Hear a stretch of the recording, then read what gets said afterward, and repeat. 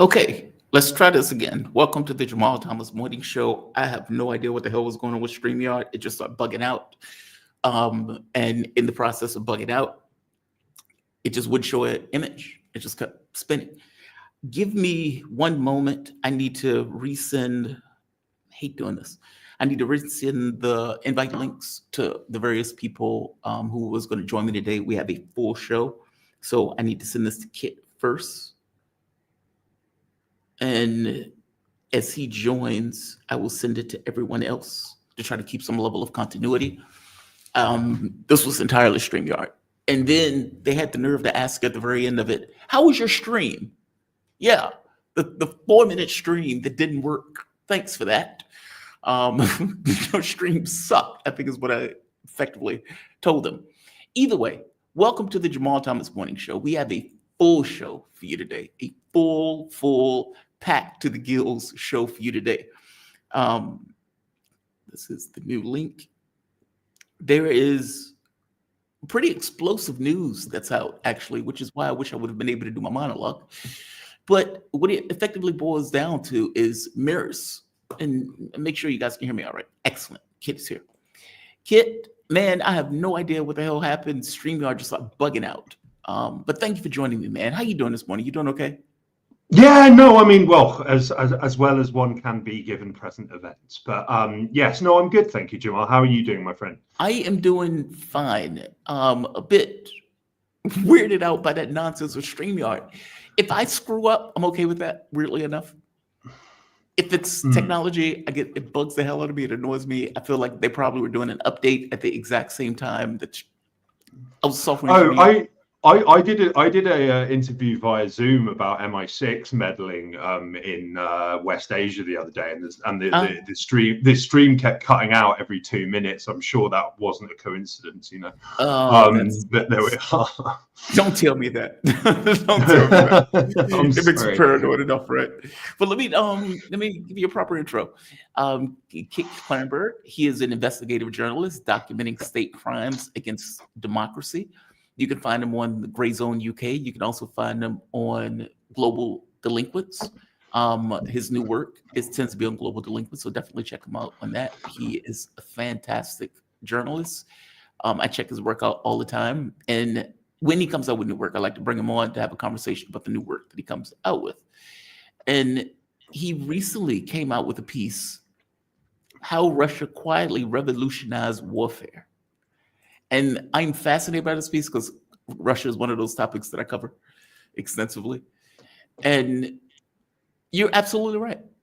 Like, I don't think people realize how modern war has changed. Like, you know, in the old days, there's these stories about how the French, when they were fighting Napoleonic Wars, and then when it transitioned into, let's say, the First World War, let's say the Second World War, they were still charging into gunfire. Because their military doctrine hadn't kept up with this kind of new changing military technology. And we are in somewhat of a similar thing with drones. These things are everywhere. And, you know, we would have Mark Sloboda on the show. Mark will point out, if you have a group of people huddled together, those people are going to die. Like you have 24-hour coverage of the battlefield, meaning you have people in a fishbowl. And so you have these small groups as opposed to these million-man armies that are marching. Thing. You have to have these kind of small groups because otherwise those people are going to get hit constantly. So that's why your piece, I found it to be fascinating. Go into it for us. There's a line in this piece that I thought was just astonishing. It says, no other weapon type has changed the face of warfare or war here so much or so fast as the FPV drone. Almost any vehicle within 5 kilometers of the front is as good as finished. Wow. Yeah. Well, I mean, I think that this article just caught my eye, and I think the Times is despite it being mainstream garbage, like it's worth keeping an eye on because it has a very close relationship with British security and intelligence services and the British military. So when it publishes articles like this, it's for a reason. And so, yeah, it's worth keeping an eye on how British elites are communicating with one another.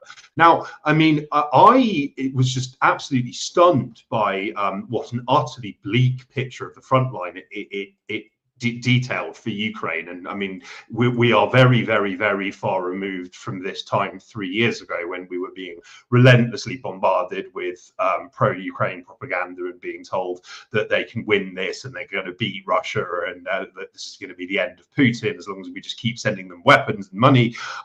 You know, like it talks about how, yes, but like drones have revolutionized the battlefield. Both Ukraine and Russia have innovated in this field.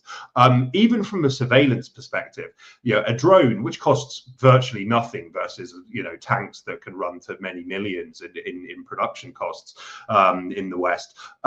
You know, from a surveillance point of view, they make moving equipment, vehicles, soldiers, pretty much anything in any volume, very difficult without getting spotted. And then you get geolocated and you can be ambushed, or you can be struck with missiles or artillery or with some precision. Now, both sides have kept kind of like upping the stakes and innovating. But I mean, this article concedes that Russia has now kind of out-innovated the Ukrainians to a point that they can't keep up with and they're not going to outmatch. In particular, Russia has innovated in the field of fiber optic FPV first-person view drones. Now, these are drones that effectively they much like previously, they are quadcopters equipped with explosives and other kind of munitions, but they are piloted by people who are attached to their control pads, attached to the drone by what the Times refer to as a gossamer thin fiber optic thread. This makes them very difficult to track, very difficult to shoot down, and impervious to electronic jamming. They can fire them up to 20 kilometers away from the front line. I mean, can you imagine being injured or killed by a basically inescapable flying death trap fired from 20 kilometers away? Which is a very real possibility for Ukrainian, kind of a minutely prospect for Ukrainian soldiers on the front line, let alone well behind there. And I think that one local Ukrainian battalion commander told this Times reporter who visited them, the changes posed by drones are so fast that concepts we implemented a month ago no longer work. We live in a space of perpetual fast adaptation. In the past week alone, Russian drone strike ranges have increased by 4 kilometers. Now, you make the historical reference to how the various lessons of certain conflicts were not learned by the time of the First World War or even the Second World War. Armchair Warlord, who is a very good account to follow on X, he posted this very long thread about how the Russo-Japanese War of 1905 was a clear forerunner of World War One. And offered Western powers many lessons to learn, which would have helped them in that conflict, but didn't. So the 1905 war was when machine guns were used on a grand scale, and then it was their utility in battle against vast, crusading armies of soldiers was amply demonstrated. And then yet when the British arrived in France in 1914, they only had a few machine guns with them because they were basically seen as a bit of a novelty that were used to, very good for like mowing down Africans or Asians in parts of the British Empire, but they wouldn't be so useful for fighting quote unquote civilized European armies. And which is just seems like quite incredible, that level of blindness. But I mean, it's not just drones. that we've seen, electronic warfare is this hugely important sphere of battle in the proxy war. Russia has outpaced the West in this significantly. They can use electronic warfare to jam communication systems, down planes, to down missiles. They've made the once much forts in HIMARS almost completely useless by this point, because they just jam their systems using electronic warfare. And this is just not being looked at in any serious way. I mean, even like artillery, which has played a huge role in this, the West doesn't seem to have gotten its head around that this has got to be like the core component of your battlefield strategy, is having enormous amounts of artillery and enormous amounts of ammunition to fire. I think that on some days when at the peak of fighting, the Russians and the Ukrainians are firing like 10,000 artillery shells at each other a day. This is not really filtered through, at least to, like, it seems, Western militaries and Western leaders. Now, in my article, which you kindly are promoting via our chat today, Jamal, I made the point that in September 2024, Britain's House of Lords, their International Relations and Defence Committee, it published this report called Ukraine: A Wake-Up Call, which is, a pretty direct way of titling a government report, and it concluded that effectively the proxy war had exposed fundamental weaknesses in the military strength of Britain and NATO, like collectively and individually, and it also concluded that the British Army was basically a joke. It didn't have the personnel, the equipment, the armor, the vehicles, the industrial capacity to fight an actual war for longer than a few weeks. It contained numerous urgent calls to action, stating that, well, we really need to start investing heavily in drones and training every sphere of the military, from the Air Force to the Navy to the infantry to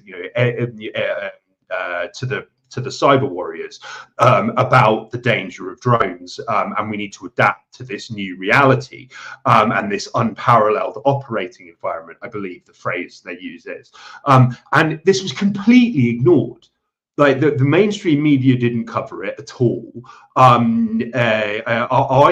did a write-up of it at the time. I've not seen anyone make reference to this kind of just completely landmark finding that, well, that if Britain went to war with Russia, which they were, kind of gearing up for doing at the start of this year. They were openly talking about deploying non-traditional peacekeepers to Donbass who would fight alongside Ukrainian forces formally before scrapping the ideas in May and claiming that they'd actually never taken this prospect seriously and never wanted to do it and never thought it was possible. That, like, there is no indication that the very obvious wake-up calls in this report have been heeded at any level, not only in Britain, but in any other NATO member state. I mean, I'm not hearing or seeing any evidence that the US military is taking drones seriously. And this is despite the fact that they've just been defeated for the second time in under a year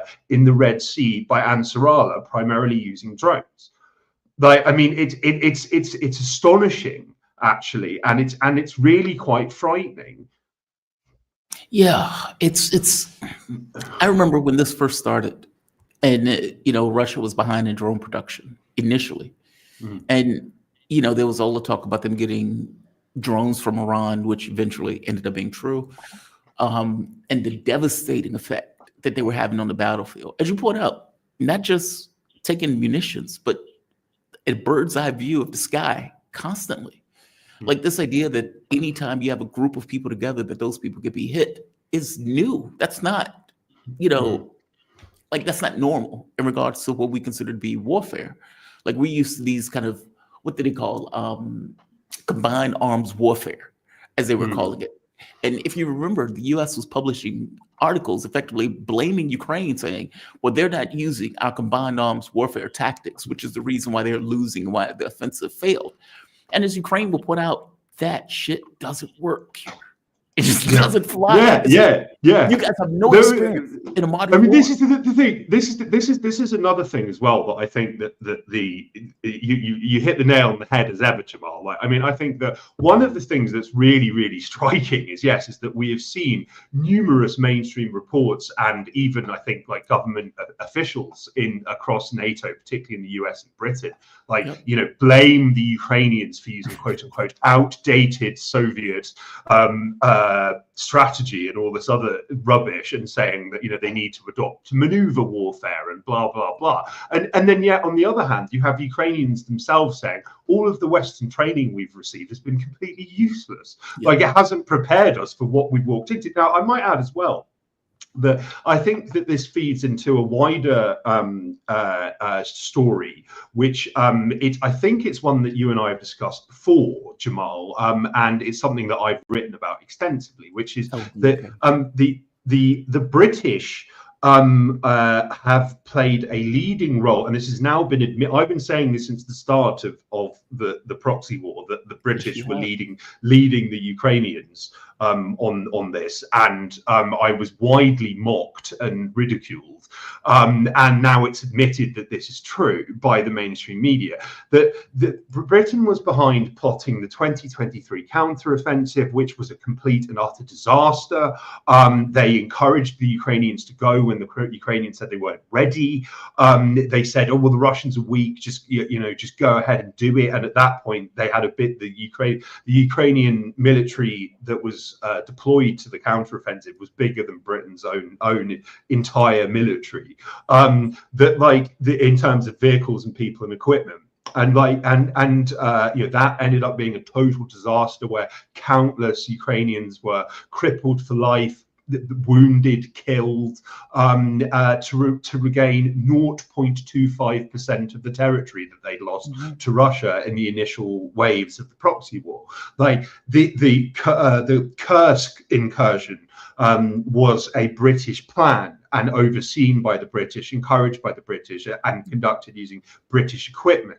That has ended in total and utter disaster, with Ukraine losing an enormous amount of its very expensive and difficult to replace Western equipment, and countless soldiers killed, captured, or wounded for zero gain whatsoever. And as my dear friend and collaborator Wyatt Reed and I wrote about for the Grayzone recently, Krinky, which was this one of the worst military catastrophes in modern history, and by that I mean like post 1900, in terms of military catastrophes, where wave after wave after wave of poorly trained, ill-equipped Ukrainian Marines, who were trained in Britain, I might add, were sent to try and capture a beachhead in Russian Kherson, in a village called Krinky, and they just kept on sending them without any air cover, to basically certain death. Like most boats that went there got sunk en route. A lot of people died immediately upon, those who actually made it, a lot of them died immediately upon arrival because the Russians just blasted them with drones, glide bombs, flamethrowers, artillery. They had to evacuating people was impossible. Getting them basic of supplies like water required that being dropped off by quadcopter. It was a complete and utter unmitigated disaster, which lasted for 9 months. They did this, as Wyatt and I reported, and has been now since confirmed by the mainstream media, this was a British plan to recreate D-Day. And they thought that the Ukrainians landing in Krinky were going to march on courageously towards Crimea, hundreds of kilometers away. They were just going to march there and claim victory. Just complete and utter insanity drawn up by spooks and military people, and even some shadowy academics who were behind planning this, who have zero experience of what war is actually like. At most, they'll have served in like Iraq and Afghanistan, which was murdering often completely unarmed civilians, just to hit targets and stuff. Like it doesn't bode well. That's not a peer competitor, and that's the difference, right? It's like, hey, we've been successful bombing goat herders, but now that we're fighting a peer competitor. In fact, one of the most fascinating things is when mercenaries will go to Ukraine, and they're like US or British or whatever, French or whatever, and they get there and they get this rude awakening of like, oh my God, these guys are like, this is a war. And they realize that, yeah, we might have been in the thick of war before, but this is different.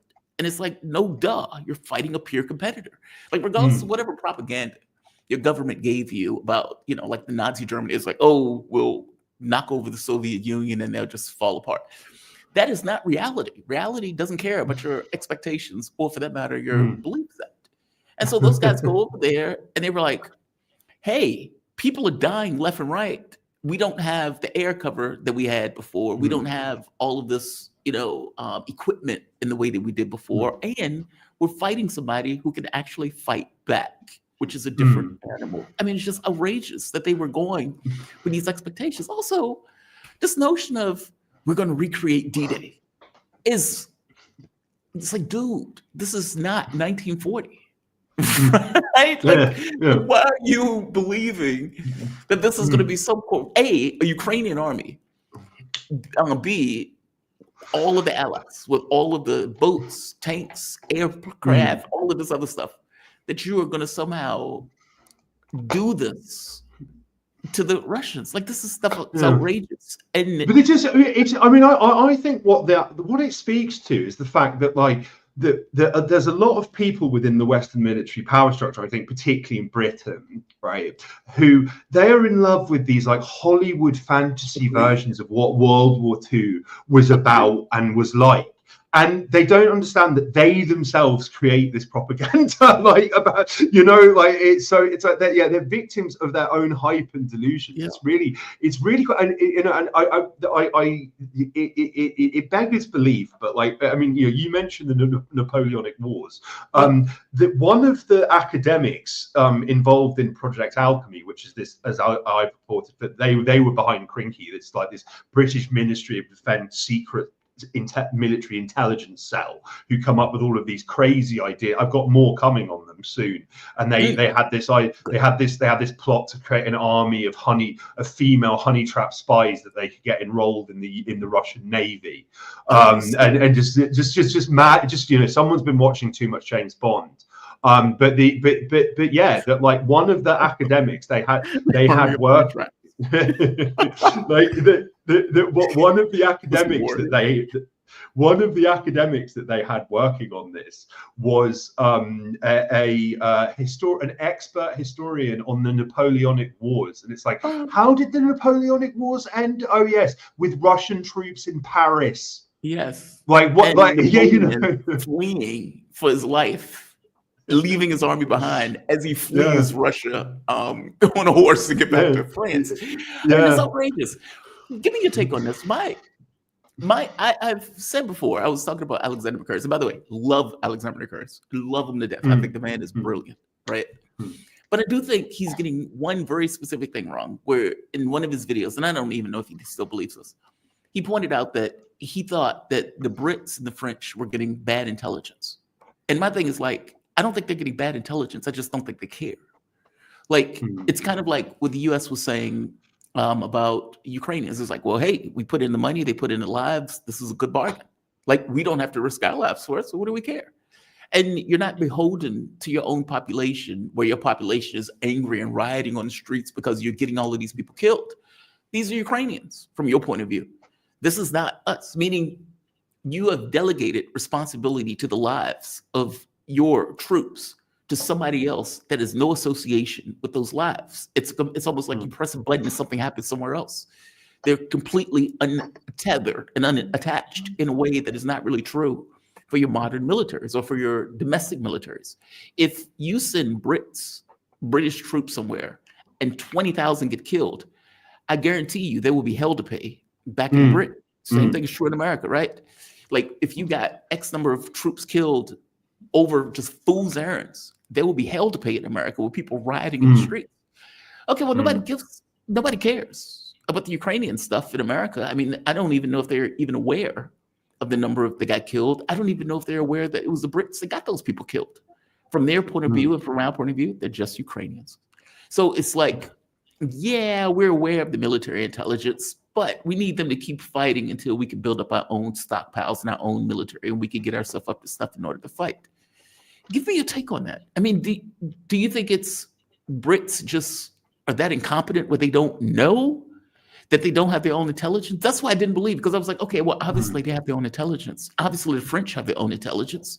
Like, it's not like we're entirely dependent upon Ukraine to tell us what's happening on the battlefield. I don't believe that at all. Give me your take on that. What do you think it is? Do you think they're comically inept, or do you think they just don't care, or some combination of both? Well, I mean, I was going to say, yeah, I think it's a kind of combination of the both, because, you know, as I hope I've made, clear with my previous answers, but like, yeah, the people who are planning this are insane.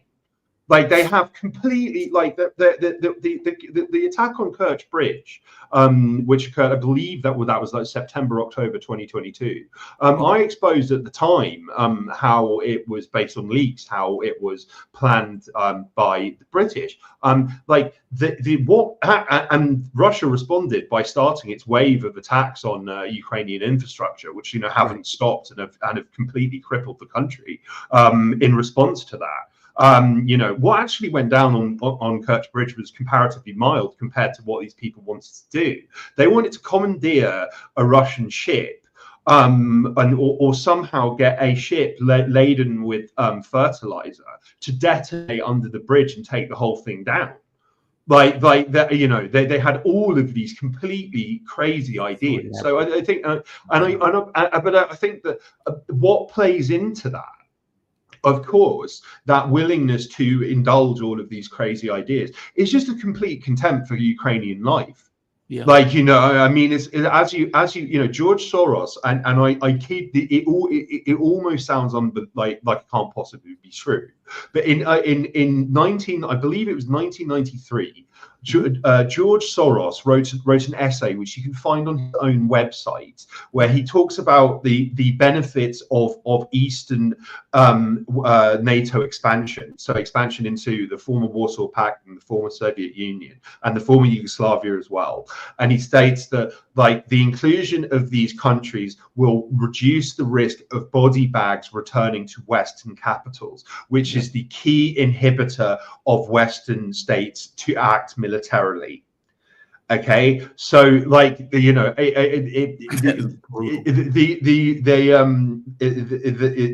have it spelled out like that is really quite amazing, you know, by the man himself, who was basically funding and facilitating and encouraging NATO expansion for 30 years after this. You know, the individual responsible. But yeah, that, like, that there is a contempt for like the Ukrainians. I think they're seen as just cannon fodder who can be used in all of these, you know, like wild experiments that are cooked up by people who base their understanding of World War II on, like, Saving Private Ryan or something, like, you know what I mean? And it's like it on paper, like, it's just numbers, but it's like, you know, you got to bear in mind that they're, and as spelled out in the leaked documents I've reported on, Project Alchemy and the British more widely, their key objective here is to keep Ukraine fighting at all costs. Now, exactly. at all costs, you know, that's pretty big wording, right? Like, you know, that is like that is literally anything. Okay, so you know, they'll stop at nothing, because they believe that ultimately the war will spell the end of Putin, and it will help break Russia up into more manageable, more exploitable chunks for the West. And there was a congressional committee which held in 2022 in the US, held a special meeting on breaking up Russia into little pieces, and sponsoring separatist elements locally for the purpose, as if they haven't already been doing that for a very long time anyway. But it's like, yeah, that's their ultimate objective, and I think that at this point, because it's so run out of steam that from their perspective, and yet they're just determined to keep it going. I think that their tolerance for casualties has become even greater. It's like, oh well, let's come up with this next grand. Oh yeah, like invade Kursk. Like that'll work. That'll give you leverage. That will be a major propaganda victory. It might encourage Western countries to become more actively involved in this. Like the Times openly of London again, very revealing, like openly reported when Kursk was launched that Britain's objective in sponsoring and directing it was to get the US and other Western countries like more involved, like mark themselves out as formal belligerents to the proxy war, which basically means World War III. And it's so yeah, let's just keep coming up with these crazy ideas because we can't just accept the loss here. And it's like, I mean, by any objective measure, like, this is finished now. Like the Ukraine is finished as a state. It is entirely much of the country lacks a male population. Economically, its economy doesn't exist. It is entirely reliant on US and Western financial support to like pay people's salaries. And Russia is seizing vast amounts of territory with very little effort, day in and day out at this stage. Like it's over. And as I mentioned at the start of this year, we saw all of these European countries, with France and Britain taking the lead, talking a very big game about, we need this serious peace plan and we're going to deploy there directly and we're going to enforce this line of no contact. We could even deploy jets to the skies of Kiev and to shoot missiles down. Like there were people in the independent media, much you mentioned Alex Macoris. Like I don't think he took this view, but there were many people in independent media who I do have a lot of respect for, who found this very, very worrying. And I all along was a voice saying like, I mean, their rhetoric is frightening, but it's backed by nothing. Like they can't, they don't have the wealth, they don't have the militaries, they don't have the actual wealth to keep this going. Like they can print money and they have a lot of service economies, service industry stuff. They have much of Europe has electively deindustrialized itself by sanctioning Russia. Germany was prior to this considered a sovereign economic powerhouse of the European Union, and now it's been in permanent recession for 3 years. Like its exports are like virtually nothing. Like so yeah, I think that the US messaging on this remains ever kind of difficult. Like difficult to say the least, like difficult to decipher. But it seems like we've reached a stage where, and on the subject of drones, we have reached a stage where the Europeans are themselves buying weapons what weapons they can off the US to give to Ukraine. Like that's where they've gotten to, and it's like the UK recently spent tens of millions on new drones for Ukraine. And they bought them from the US. Like, that's the wild part. I mean, like a few things. One, what they wanted was the US to fight that war. Meaning, in their minds, well, we can bluff. Well, it's not even a bluff. In their minds, Putin's bluffing. And if we have enough force to muster, meaning if we have the US effectively as a backstop, which is basically we have the US to fight the war, then Putin would back down by definition. These people are out of their minds. They're sociopaths, right? Like this is happening on the Russian border. There is nowhere to back down from. You're just on the Russian border. This other part, they've done this before, believe it or not. I mean, like Lenin going into Russia like a bomb and effectively severing ties. I mean, breaking up Tsar's Russia. It seems like they have that in their minds of, we did it once, we can do it again. And again, Putin has talked about the Bolshevik Revolution, and the way he talks about it is they destroyed Russia, or they tried to destroy Russia in the way that they effectively did this. So they seem to have that stuff in their minds. The last part is this kind of, you hit on this, deindustrialization. It's not just deindustrialization, though. When they are buying weapons, the majority of that is coming from the US. When they're buying liquid like LNG, that's coming from the US.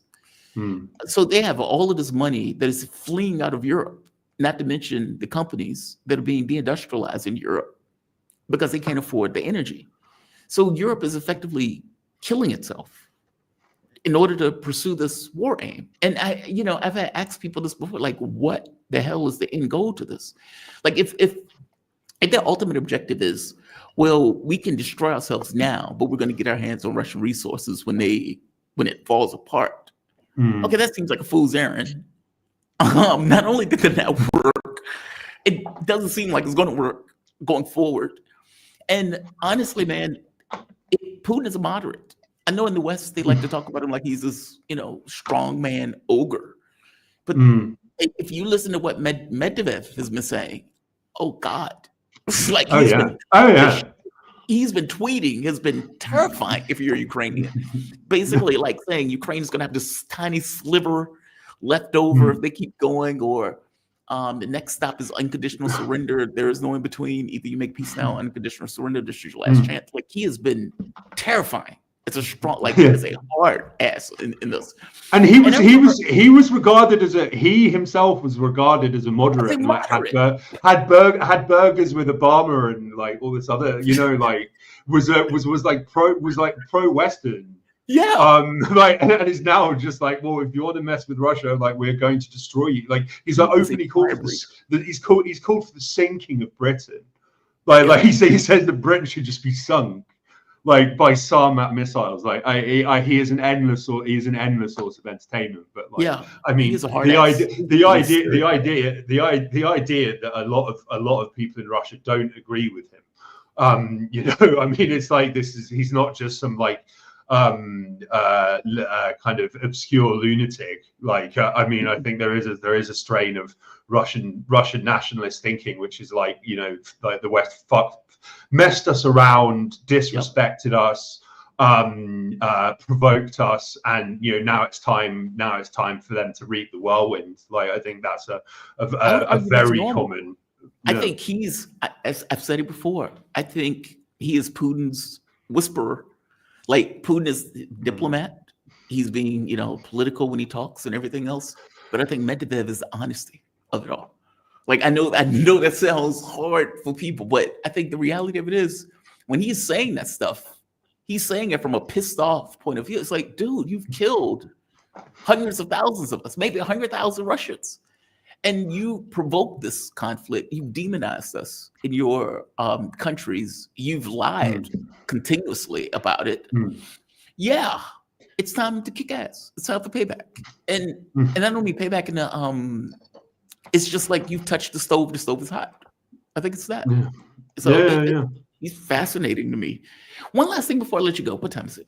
Do I have time? Yeah. Okay, we're a few minutes.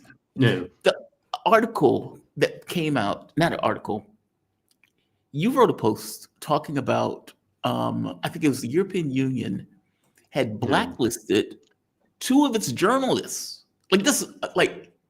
This is mind-blowing to me, right? We have a First Amendment in the US, so this is mind-blowing to any American that this would happen.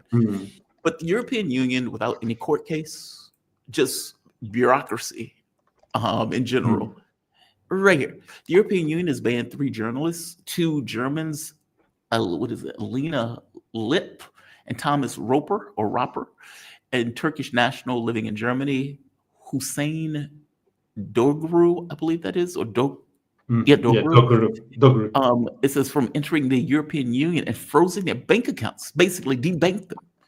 It says the EU accuses them of, quote, spreading Russian propaganda, unquote, and, quote, undermining, threatening the territorial integrity, sovereignty, and independence of Ukraine and destabilizing EU countries through their reporting.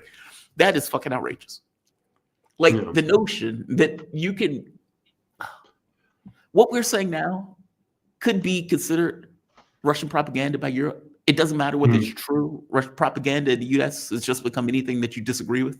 Basically, you give a narrative and somebody disagrees with their narrative, and so you're spewing propaganda. That is what it's become in the US, meaning it's lost all meaning. It's just a relative term. The idea that Europe would do that and knowing that you can reclassify. They did that to Richard Medhurst, right? When they picked him up at the Vienna airport, they call him, they say, you're Hamas. And now that we've classified you as Hamas, you have no rights. We can do whatever we want to you because we've reclassified you as something else. Enhanced interrogation in the US, which was effectively torture. Like this use of language in order to obscure reality is disturbing to me, especially with this idea of we don't like what you're saying. And so we're going to call you Russian propaganda. We're going to, now kick you out of the country, out of not even country, the continent.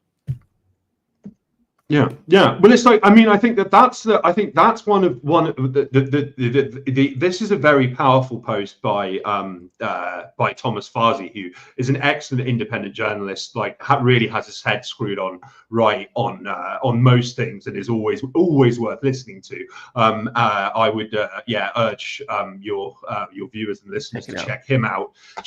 But I mean, I credit to him, and he is righteous for raising attention about this, because this is like absolutely huge, and the implications are like genuinely terrifying.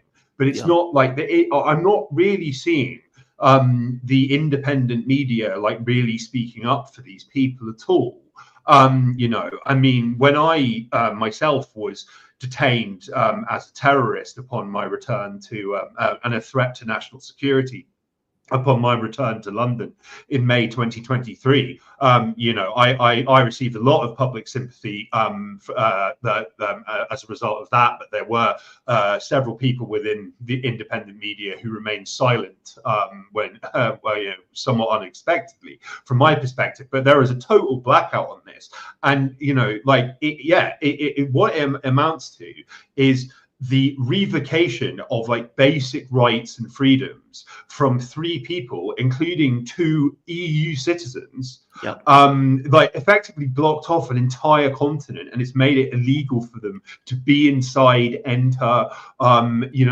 They've stolen their money and property, basically, because they don't like their reporting. Now, you could reasonably accuse Alina, I think, of having a pro-Russian tilt in some of her reporting. That's still like just an opinion. It's just an opinion and a perspective. But being possessed of that is sufficient grounds for off of a continent. Yeah, being banned from entering an entire continent, and it's like, without a police investigation, without a court ruling over this, an unelected EU bureaucrat has decided for political reasons you are persona non grata because of your work. It's absolutely, it's crazy, and I think the fact that this is a point that seemingly somehow some people always miss, is this is always just the start. Yeah. Like they pick on people first who it's easy to demonize. So it's like, they go after Milo Yiannopoulos, right? And he gets banned from every social media platform. And then they come after progressive voices and people on the left, and they get rid of Trump, and then they do exactly the same, and socialists are getting booted off, and actual left-wing Democrats are being banned for no reason. It's always, these are always test cases, and I would say that my own detention in May 2023 was the test case. It seems, ever since then, on an almost monthly basis, journalists, researchers, activists, both UK citizens and foreign visitors, are getting held up under counter-terror powers by police for hours at airports and getting their digital devices taken from them. I mean, this is completely crazy. So, this is just the start of it. Even if you hate Alina Lip and you hate Thomas Roper and you hate Hussein Dogru and you think they're vile and you think that their work is disgusting and you disagree with them politically, if you remain silent about this, it will be you next. Yeah, we've seen this throughout history, particularly recent history, and we had the Conservative Party leader in the UK, Kemi Badenoch, openly state on TV that Israel is fighting a proxy war for us in Gaza, like Ukraine is fighting a proxy war for us against Russia. I mean, a lot of people have called the Ukraine-Russia war a proxy war. This is a mainstream politician, the leader of the opposition in Britain, the equivalent of the head of the Democratic Party, openly admit that the Gaza genocide is being waged by proxy. They are doing this for Western powers. With the assistance of Western powers, direct admission of complicity in genocide. It's quite remarkable. You are fantastic. You do excellent work, man. Anytime you feel free to come here. You're welcome anytime. Kit Klarenberg, man. He's an investigative journalist documenting state crimes against democracy. You can find him at Kit Klarenberg on Twitter. You can also find him at Global Delinquents and Grayzone UK. Thank you, my man. Thank you. You have a good one, okay? You too. Right. God bless you, Jamal. You too, man. All right, let's go to our next get. Oh, damn it. I had that thing up. I didn't realize it was up. Arnaud, welcome to the show, man. How you doing today? You doing all right? I'm doing fine, Jamal. How are you? I am doing well. Thank you for joining me. Arnaud Develay, he's an author, political analyst, and international lawyer specializing in international criminal law. His latest book, Foreign Entanglements, Biden, Ukraine, and the Fracturing of American Political Consensus.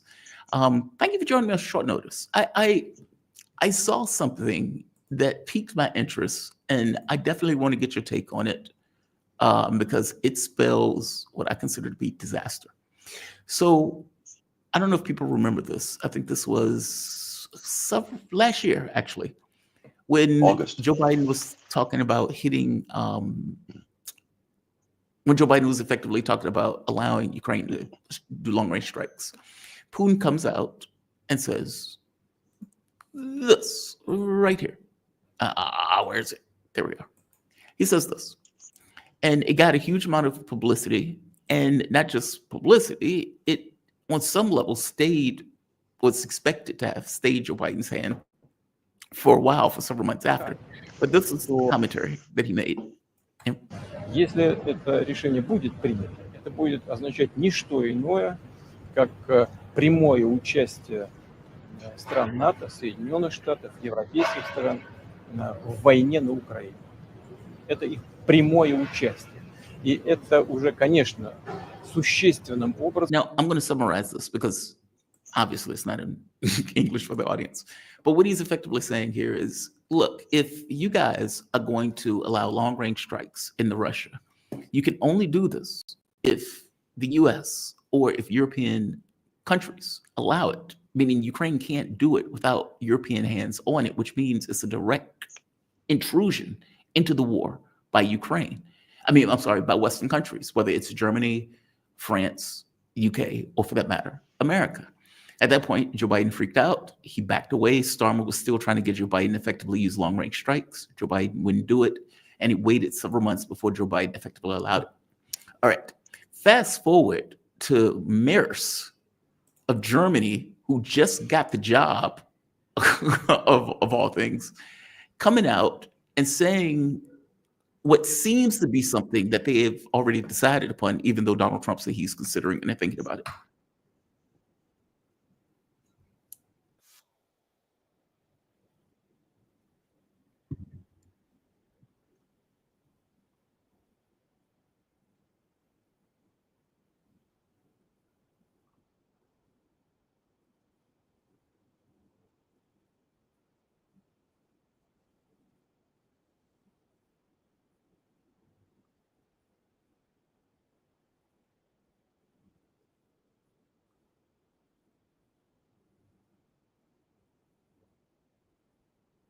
All right. So what he is effectively saying is, look, we've made the decision. Oh, damn it, I didn't show the video. We've made the decision to allow long-range strikes into Russia, and even said that Donald Trump was effectively included in this decision. Now, this has been reported all over the place, including The Guardian. Germany, Ukraine, and other allies scrap limits on long-range arms sent to Kiev.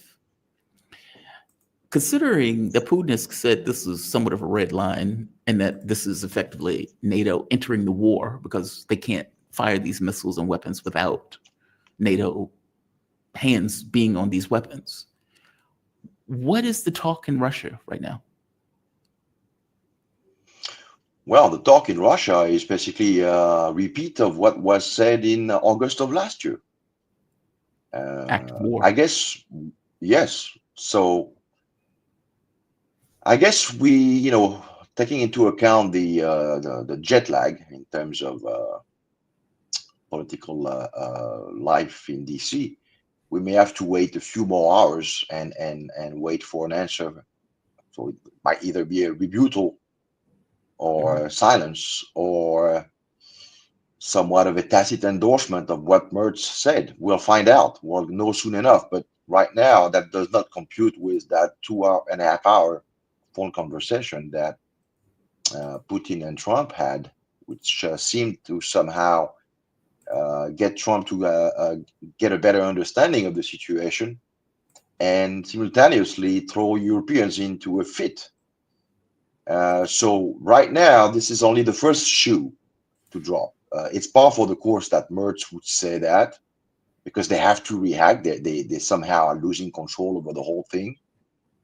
And they're trying to goad Russia into somehow do something that could then be used to portray the Russian premier as someone who needs to be stopped, so to speak. Case in point is this swarming of drones of the Moscow regions for the last few days in unprecedented numbers, including what would appear to be an outright attempt to take down Putin's helicopter as he was visiting the Kursk region. Yep. Which had to be somehow dealt with evasionary maneuvers. So they're throwing the whole kitchen sink. In other words, they're just in panic. Anything goes. I read this morning that Ukraine is down to pretty much only 30% capacity of air defense. So Ukrainian skies are Russians now.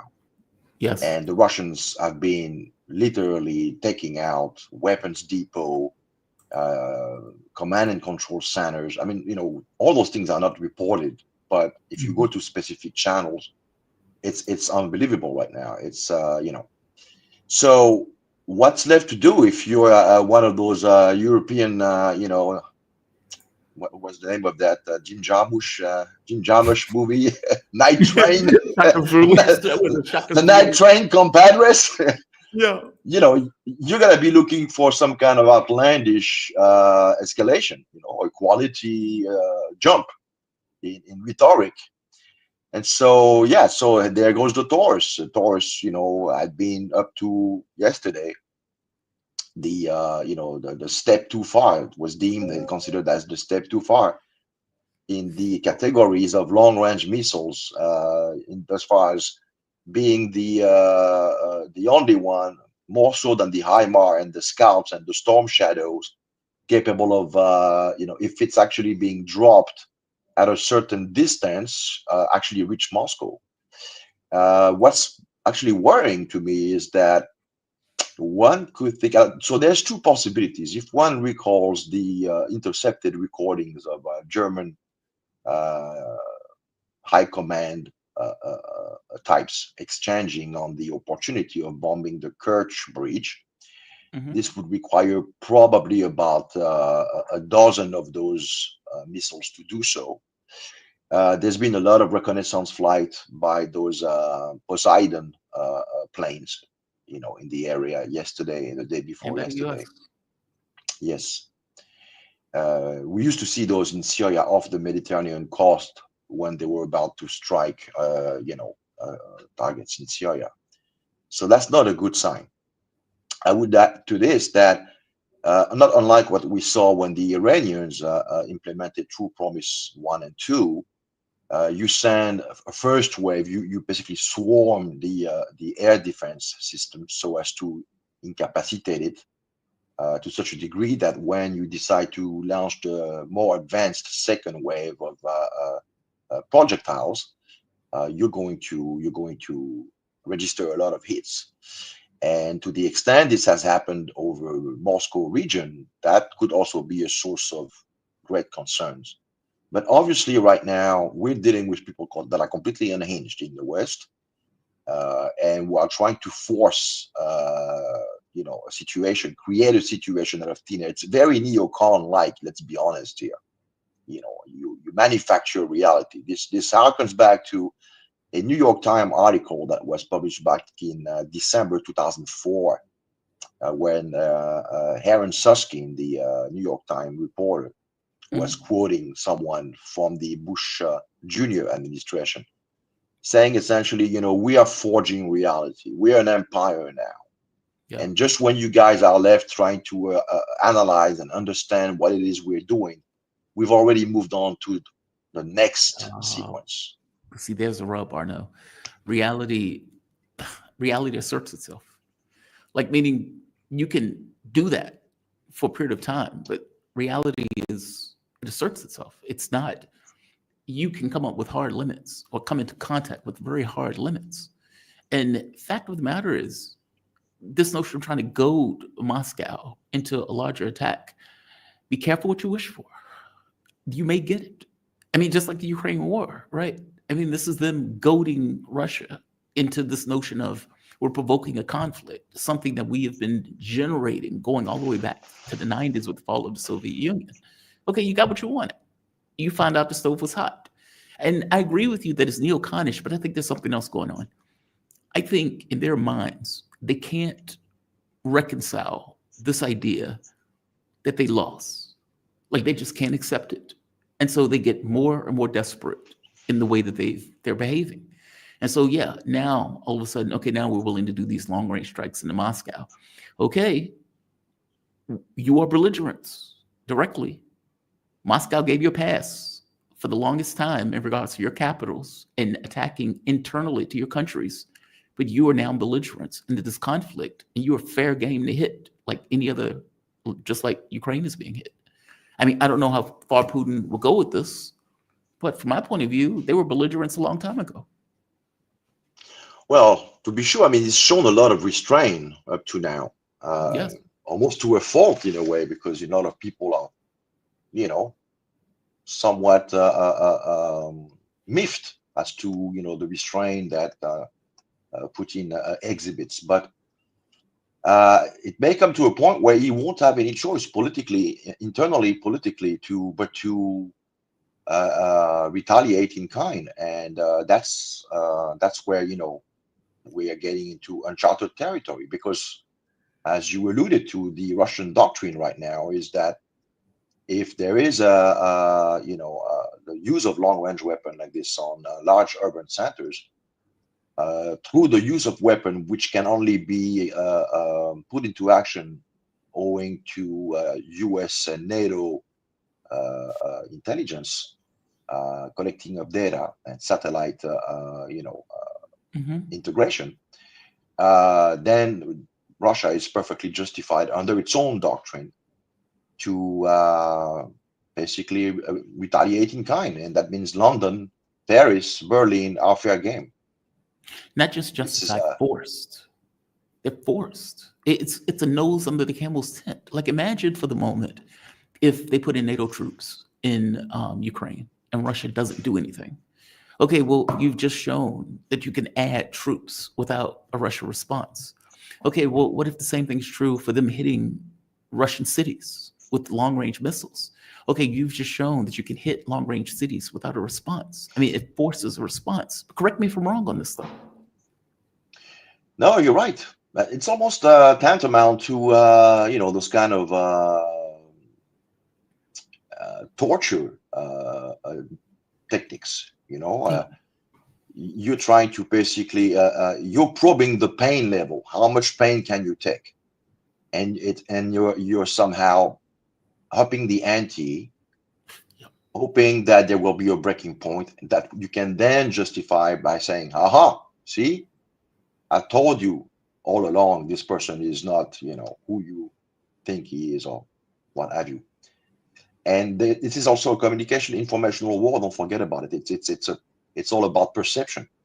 Right. And so when you hear Oliver Stone was in town a few days ago giving a talk to young Russians, and he made a remark that really caught my attention when he said that back in the Cold War, the coldest days of the Cold War, at no point in time were the U.S. ever referring to the Soviet Union by saying Khrushchev or Brezhnev.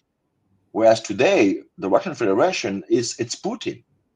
So this really stresses this hysteria when it comes down to how this man is perceived in at the oligarchical level in the West. He's really the guy who foiled that well-led plan going back to the 1990s. Yep. This is what it all comes down to. Yep. It's one thing to have never gotten your hands onto the prize, but it's worse to them to have had it and to have allowed it to slip out of your grasp. This is what they really, really won't ever forgive him. And at this level, it's almost like a turf war, and it's a show of force and not losing face. And to the extent he picked up the gauntlet and he really very deftly managed to basically deceive them for many years. I mean, don't forget, he was supposed to be their enforcer. They selected him. And he played a perfect poker game for years and started peeling layer after layer until at some point he was in such position as to tell them, everything you've been doing on a unilateral fashion, taking out regime you don't like, this is that we're not going to see any thing like this anymore. We're not going to tolerate this anymore. And we certainly are not going to allow you to do to us what you've done to countries that you've said yourself once every few years, for deterrence purpose, you can just, take a third world military and just kick it around against the wall to show people that you don't mess around. But now you're dealing with peer to peer. And that's where the danger is that in a lot of those national security types in the West, they're still thinking alongside the lines of third world militaries. We're not dealing with third world militaries here. We're dealing with arguably the strongest and the most trained and war-ready army in the world. But because owing to this Russophobia and this very deeply ingrained notion that the Russians are incapable of doing anything right, this notion that there's no toilet in Russia, that everybody is a drunkard, that so on and so all those tropes and cliches, even though they are not stated explicitly, although you can see a lot of them on the platforms. Are they bots or are they serious people? I don't know, but some of them are actually real people and not like insignificant people saying it. But this is actually the danger, is to underestimate the Russians, to think that today's Russia is comparable to some kind of illusion of what they might have had in their mind as to what Russia is supposed to be and supposed to remain as. It's not gonna be like that, and hence lies the danger right now, because they're trying to. It's like a game. They're playing this kind of game like there's no consequences to their act. And in a way, why should they think otherwise? Because the last 25 years, if you go back to Yugoslavia, they've been getting away literally with murder. Yeah. I mean, I was reading an article a few days ago. I mean, I don't know if you recall that series of movie called Hostels. It's really like gore, gonzo gore. Yeah. Well, guess what? It turns out, and it's actually now confirmed, that back in the 1990s, some big moneyed types of people would actually pay money to a big amount of money to go to Sarajevo and pick up a rifle and snipe civilians, and then go home. Would be like a weekend safari, and they will be back on Monday and resume looking at their their stocks on a computer screen and making phone calls on the other side of the planet to make sure that such supply line is working according to plan. Arnaud, it's crazy. So this is where we are. This is when Putin said, 500 years of those cannibals, literally feeding off the entrails of the world is coming to an end. This is not really a superlative or some kind of off-the-cuff remark. In a way, it's grounded in reality. It's true. So we this is what we're dealing with here. If you put aside, the flags and the protocols and the name of the principles, this is kind of this ideology, this kind of those kind of locust mindset. You come in and you just spread across the land. That's kind of what I mean. Like, it's the turn of the worm. Have you ever heard that saying? The turn of the worm. Yeah. It's like this notion that we've been able to do this for so long, and we've been able to knock down Iraq, Afghanistan, like you say, Yugoslavia. We've been able to take down Libya, Syria. We've been able to knock over all these countries. According to us, we won the Second World War. We won the First World War. We don't mention Vietnam. And so, Korea. Korea, right? Like with China coming over the hill and kicking out MacArthur. But now we just got beat, and we can't reconcile it. We created a military organization for the last 50 years. And when that military organization was tested, it failed miserably in that test. And they can't reconcile it. It's like in Three Body, in Dark Forest, where they have this device that allows your brain to believe something, whether it's true or false. It's like you have a religious conviction for it. And that religious conviction comes in contest with reality.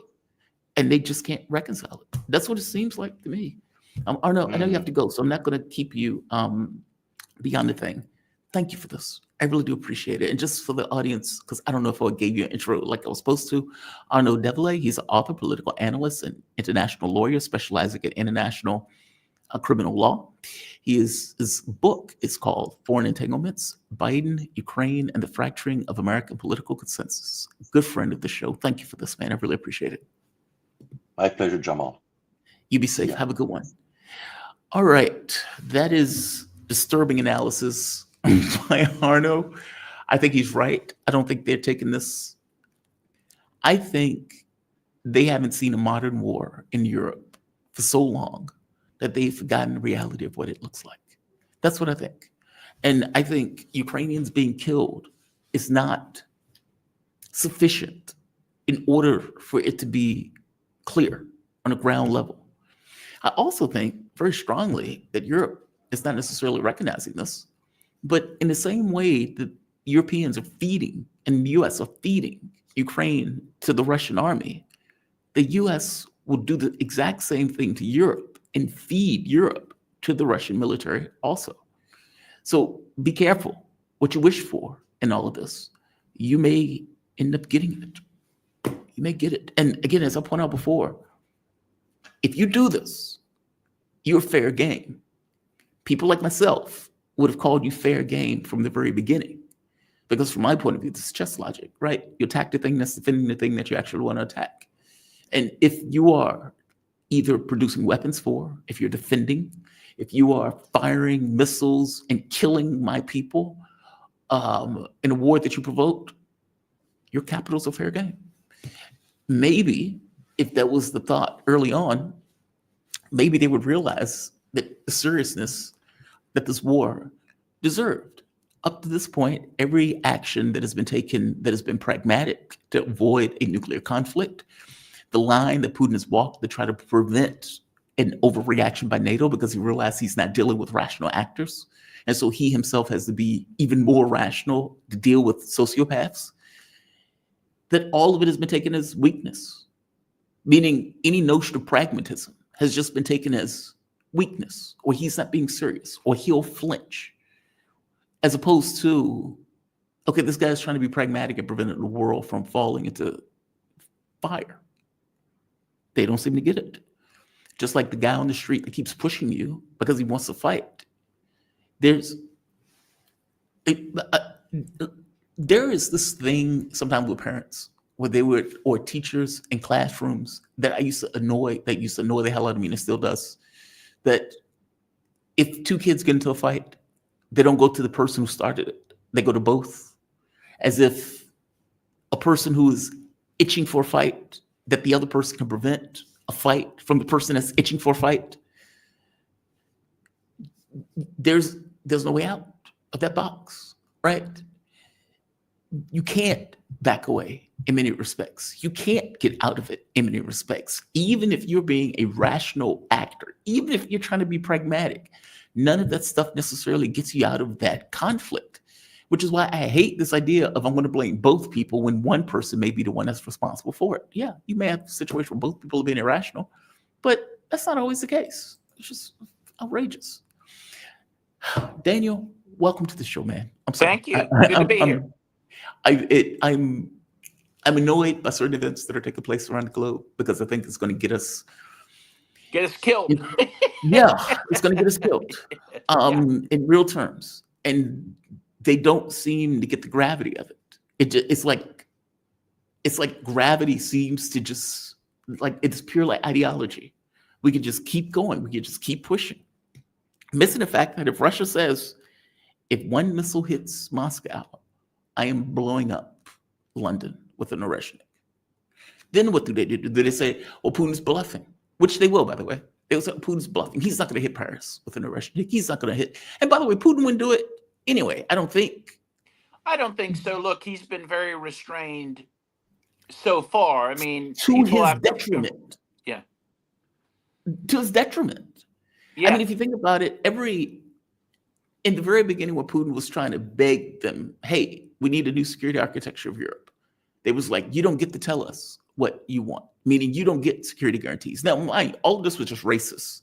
And a lot of it had to do with the fall of the Soviet Union. So in their mind, well, you lost the Cold War. This is the end of history. So you don't get to dictate to us, the powerful West, the garden of the world, what you want. And it's like, okay.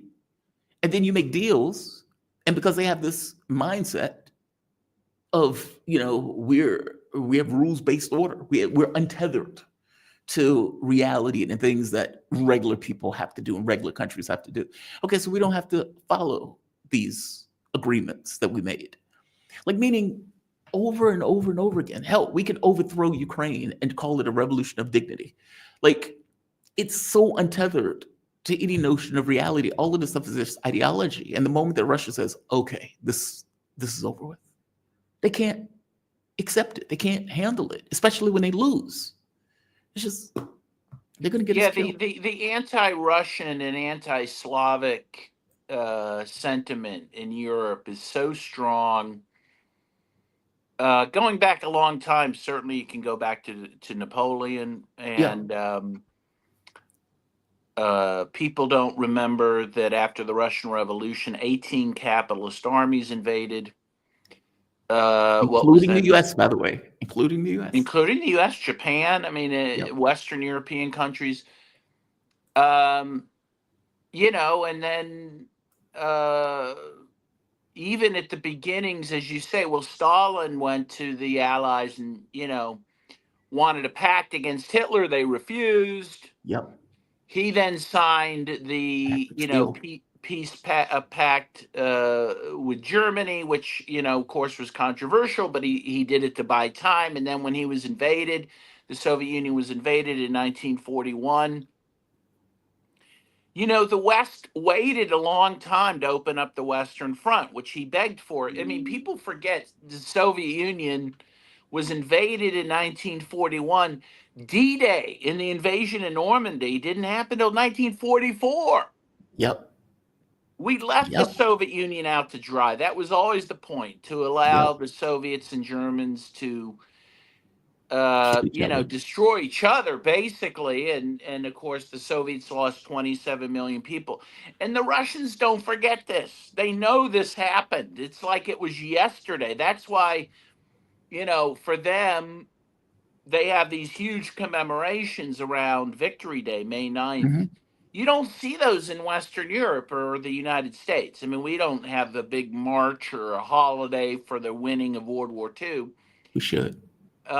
We should, because it was important. But also, the truth is, it was really the Soviets' victory. It really wasn't ours, even though we claim it is. Agree. No, I don't mean that. I don't mean we should just because it was. I just mean we should because It's an important. It was world. important that we defeated the Yeah, Nazis, right? It was a exactly. great victory. It was the last, probably the first and last decent war the U.S. was part of. Is the Yeah. truth of it. Yeah. And the only war you can have any pride in. What do you You call know, it? The because good war. yeah, and I heard you talking to my good friend Arnaud before I came on, and you were talking about the wars that followed in Korea and Vietnam. I mean, those are shameful. In fact, I was thinking, and I don't mean to get you off track here, but Yo, no, you're fine. Go for it. if I can think, I was thinking this morning, I'm sure everyone has seen the video and maybe some artistic renderings of the little girl in Gaza trying to escape from the fire. I mean, I have just the incredible. video. Yeah, Yeah. I have the video. I played it yesterday like 2 or 3 times. It's mind blowing. It's heartbreaking. And for that to happen with Kristi Noem at the Wailing Wall simultaneously, and Donald Trump saying, "I think Putin is crazy." Right. It's like you're funding a genocide. That, like you have burned that little girl alive, and you're telling me about Putin. Right. But you know what it reminds me of? It reminds me of, and I may on social media put the two photos up next to each other. The girl, the naked Vietnamese girl who's running from the napalm during the Yep. Vietnam War, which was an iconic photo from Vietnam, and this will be an iconic photo from Gaza. The West, the United States, has been burning children alive for a long time, and people have to really get their heads around that. This is American warfare, not just today, but for decades and centuries, going back to the settling of the United States, which involved massacring Native Americans. I mean, again, I don't want to get too philosophical, but we have to link those things. This isn't new. This is America. And unless you want to, you have to wrap your head around that. And we just celebrated the 50th anniversary of the Vietnamese defeat of the United States, which again that war involved napalming and children and women, just like this war in Gaza, which the U.S. is knee deep involved in, involves burning children alive, like this little girl. Now, I did see some good. I understand she did survive that fire, and Thankfully. thank God for that. But she survives without her entire family. And but that really, we can't stop being outraged by this. We need to maintain our outrage. If we don't, we lose our humanity. This cannot become normal. This is not normal. Though the U.S. has tried to normalize this. They have brought these images into our living rooms for a long, long time, and we can't accept it. Though we cannot accept it. I think that's the wild part, right? Like, at some point, it did become normal for Israel to murder 100 Gazans. Absolutely, it happened kind of slowly. Well, first of all, it's been happening since 1948, and everyone has to understand that. But even if you start on October 7th, the first hospital Israel bombed, they had to be like, first they were like, oh, that was Hamas. That was an errant bomb by Hamas, because we wouldn't do that. Then when it turned out they did do it, they were like, well, that's because Hamas has tunnels under there. Well, and then they bombed another hospital and another, and now they're not even making excuses. Now it's just like, we bomb hospitals and that's how it goes. And we bomb churches and mosques and that's how it goes. They're not even they're not even defending it anymore.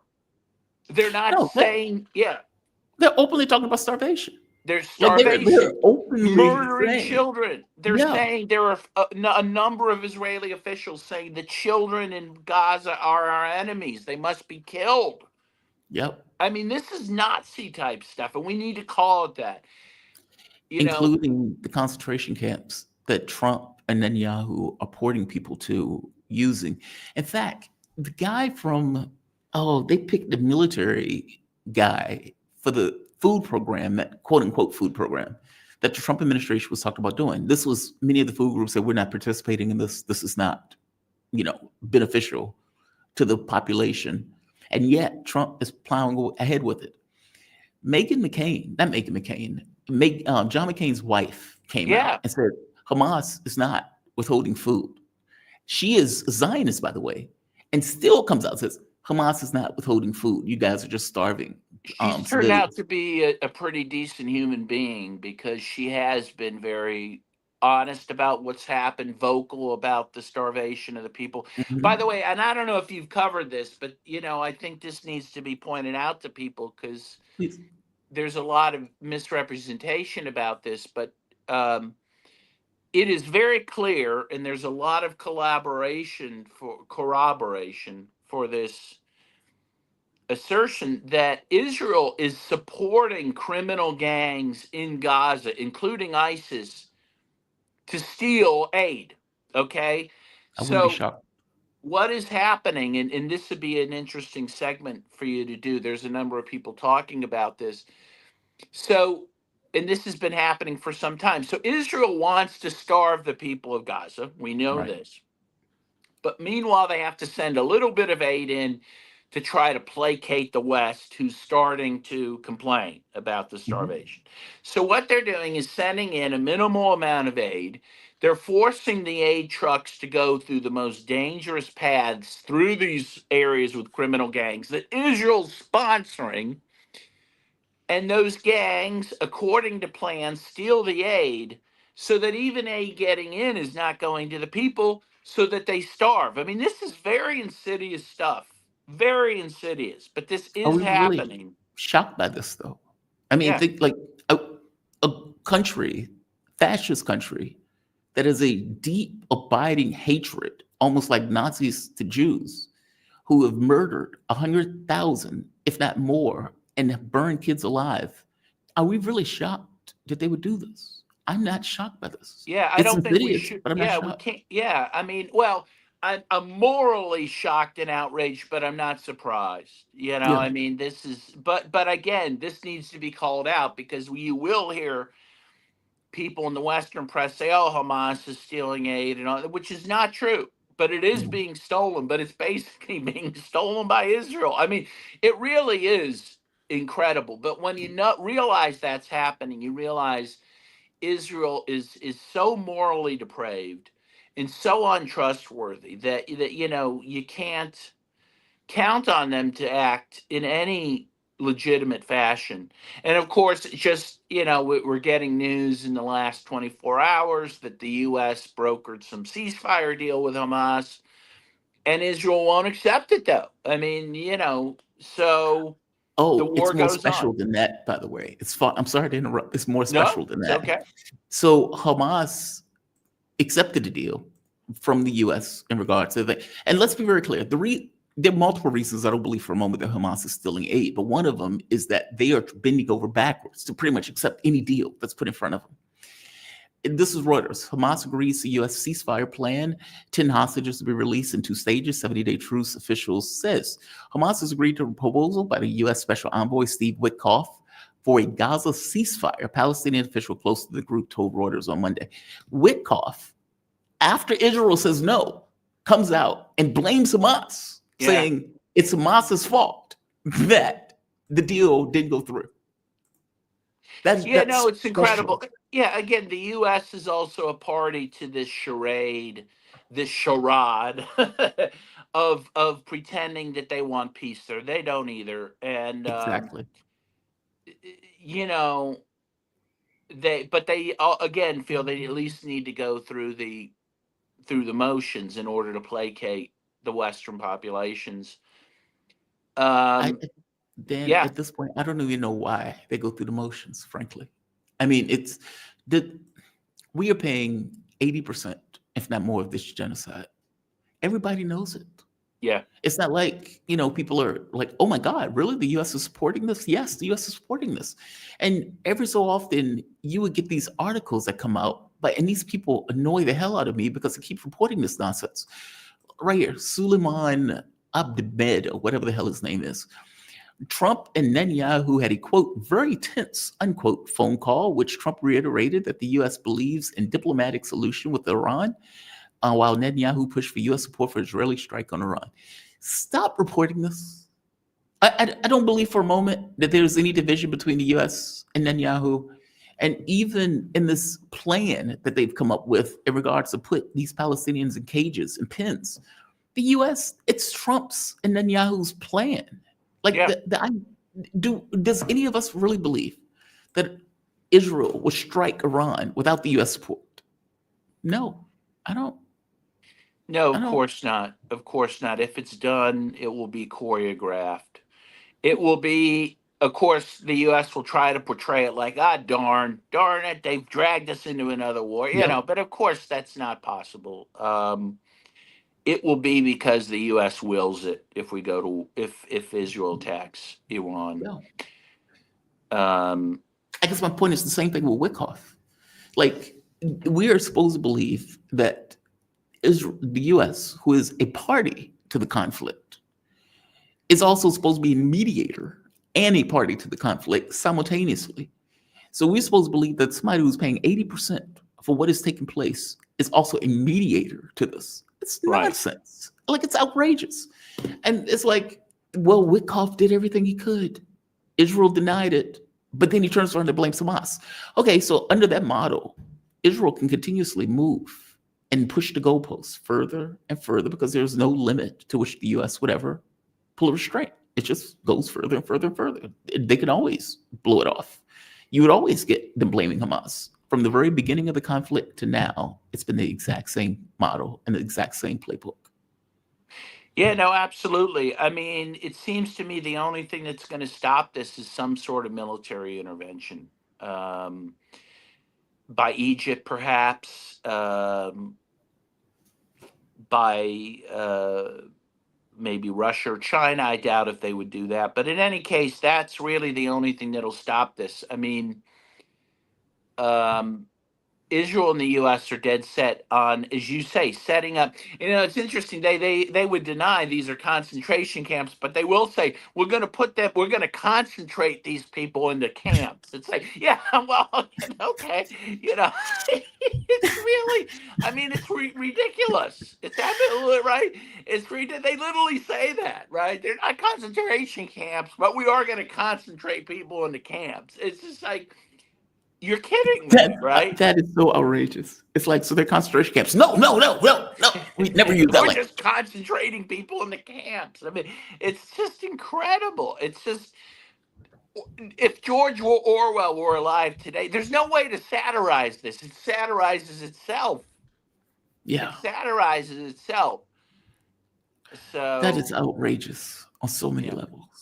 So they're going to, the plan is to, just to be clear, they're going to put 2 million people that are now already in a space that really isn't livable for them, right? It's the most concentrated, population in the world in this small space. But what they're going to do is cut off 2/3 of that space and try to concentrate 2 million people now into 1/3 of the space that they've had.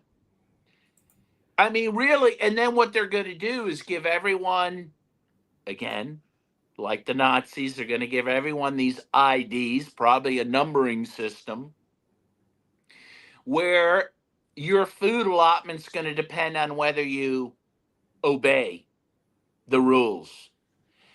And there's going to be a U.S. contractor that's going to be sent in that's going to administer food and water, depending on if you're a good boy or girl or not. Yeah.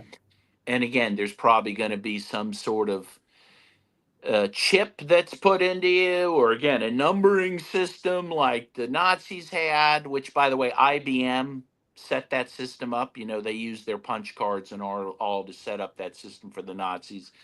Maybe they'll use IBM again to do that, or Microsoft, which is already complicit in this war. It's incredible. It's happening right before our eyes. This is Nazism.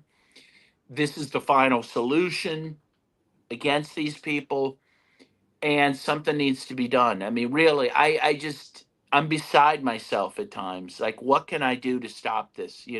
I will say there's a very interesting there's a couple. Can I just mention a couple good actions that are happening as we speak? Because I think we need to talk about what people can do to, channel their rage into positive action. So there's a hunger strike that's happening in front of the United Nations led by veterans. Mostly older veterans from the Vietnam War era. These are the beautiful. By the way, I had Colleen Rowley on, who's also part of that fast. That's beautiful. See, I knew you would. I knew you're ahead of me. Yeah. The other thing that's being organized, a beautiful thing, which I'm considering doing, is a march. People from 30 different countries are going to convene in Cairo, Egypt, and they're going to march to the Rafah crossing and demand that the Rafah crossing be opened, for aid and whatnot. I think that's a beautiful action that people are planning for June 15th. And I'll send you some information on it so you can share with your audience. But that's what we need. These are the things we need to, we can't guarantee success. But what you can guarantee is, you're putting yourself out there for the right cause. And that's at least you can sleep at night if you do these sorts of things. Will they even open the Rafah crossing, though? Well, again, I think it's a long shot. But I think that already there are Egyptians now at the Rafah crossing protesting that it be opened, right? And they're right in front of all these trucks that are ready to go in with aid. Yeah. But I think at least, again, there's no guarantee. There's probably, I'm thinking Lord of the Rings. I think it's Gimli who says, little chance of success, great chance of death. What are we waiting for? I think I got that right. But I'm with him on that one. What are we waiting for? Why not? You just don't know what action might trigger change and positive. So you do it. And, you hope that the combination of all these actions, does something. Good. Yeah. This is the Chris Hedges thing, right? It's like you do good with the hope that good follows good.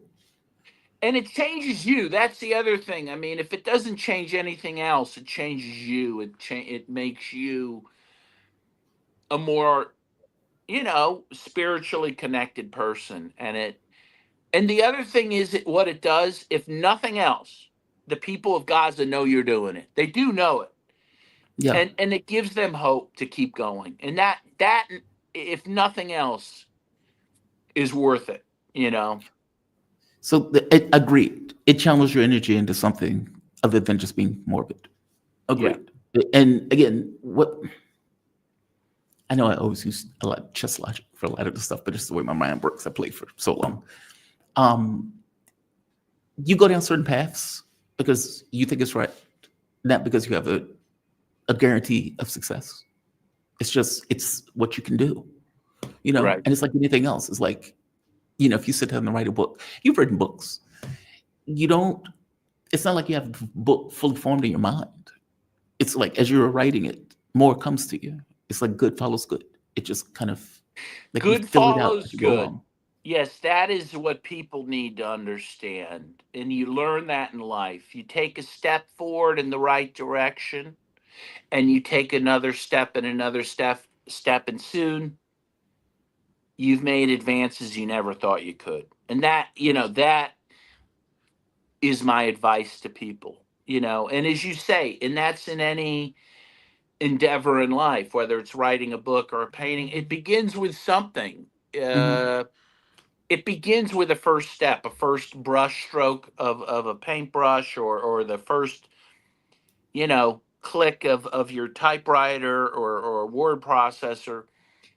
Again, I'm sorry to be so philosophical, but for people out there, I want to encourage people to do those things, and you build upon it, because once you do something positive like that, you want to build upon it, right? You're going to want to do the next thing, and soon enough you're like a professional activist or whatever, which I consider myself to be.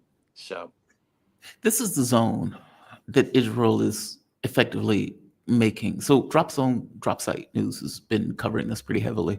It says Israel's latest forced evacuation order now includes the area of European Gaza hospital, and extends just meters from Al Amal Nasser Hospital. This puts a combat zone where Israel says it plans to launch an unprecedented offensive directly adjacent to the two remaining functional hospitals in the area: Nasser Medical Complex, Gaza's last facility, mass casualty capability, and Al Amal Hospital, a smaller center. And this is the region. I don't know if this makes sense, but it kind of gives this idea of, okay, they're pushing people to these food distribution centers, and I think there are only like 3.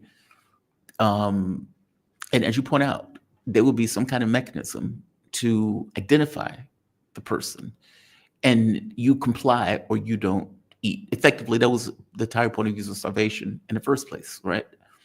Also, I think people need to realize that this is not about Hamas. Like, and if there was any pre-ideas that it should be gone at this point. I mean, for God's sake, you got Piers Morgan out here saying, this is a genocide, which is mind-blowing, since Piers Morgan for the last 2 years have been a staunch defender of Israel's right to murder, kill, maim, and everything else under the sun. Meaning, true. I'm curious though, do you think that Europe has really changed its tenor, or do you think, I'm more cynical about this. I think a lot of the stuff has to do with them distancing itself from what they know is going to be an attack of Israel by Iran, so they could say, well, look, we weren't on board for this. We were distant from this, like that type of thing, especially in the context of the U.S. and all of this talk about Donald Trump and Israel. Well, it's what that. Do you think? I think it's also that, look, if the ICC and/or ICJ, they end up making rulings that in fact Israel has been engaged in a genocide. If you look at the Genocide Convention, genocide itself is not the only crime. Aiding and abetting a genocide is equally a crime, and all these leaders would be guilty of it, right? Yeah, but they've ignored that. All of them are going to have to run for cover, because they could be found guilty of genocide because they've aided and abetted it. And you could, in a fair world, all these leaders would be marched off to The Hague. That's right. That's what would happen. Like when Netanyahu visited any of these countries, they've effectively ignored that genocide convention. Well, they've ignored it, exactly, but they've also given arms and they've given all sorts of aid to Israel to do this. Right. So in all those respects, they have violated the Genocide Convention themselves. Joe Biden did as well, and Trump is now. And, all these leaders could be hauled off. Keir Starmer and Macron, all these people. So all of by who? That's by forces, that are administering warrants by the International Criminal Court if they chose to issue those. Again, I think it's unlikely, but that could happen. By the way, I need to run. I have another interview at the top of there. Can I just show my book here, The Please. Case for Palestine, Why It Matters, Why You Should Care. The other thing is, when you write a book, you can't guarantee anyone's going to buy it. So, well, I want people to buy that book. You come on the show. You're a fantastic guest. I appreciate it. You be safe, man. Thank you for this. I enjoyed it. Thank you. Be safe yourself. Okay, Bye-bye. thank you. All right. the case for Palestine, and just so the audience knows who we were talking about, Daniel Kovalik. He's an American human rights, labor rights lawyer, and peace activist. He's also a professor at the University of Pittsburgh, or the very least was. Is it is or was? I have to nail that down. But Dan is a good friend of the show, and he has my deep appreciation for being willing to come on. I want to go to my next guest, who is also a good friend of the show. I haven't seen her in a while, so it's good to be catching up with her, Margaret Kimberley. And just to give her bio a read, Margaret Kimberley, she's a senior columnist and editor for Black Agenda Report and author of Prejudential, Black America and the Presidents. I've gotten far better at saying that word, prejudential. I can say it 1,000 times, nail it. How you doing? You doing okay this morning? Oh, what happened? Oh, she'll be back. She'll be back. She'll be back. I know she'll be back. I swear to God, she'll be back. I don't know what happened. She just dropped out, but she will be back. Margaret Kimberley is fantastic. We haven't had her on the show in a while, so it is great to be able to catch up with her and have a conversation with her. By the way, while we wait on Margaret, oh, she's back. Okay, good. I was going to go into another story. Welcome to the show. How you doing today? You doing okay? I'm doing all right. Thank you. A little glitch there, but we're good now. Excellent. I am happy to have you. I haven't had the opportunity to talk to you in a while, so it's always good to catch up. There are several stories that I want to hit with you on and get your take on. I am fascinated by some of this stuff. I'm not going to show Macron getting slapped by his wife. That is the funniest thing in the world to me. I'm resisting the urge to show that. I'm going to go to something else. This is, and I guess there are two things.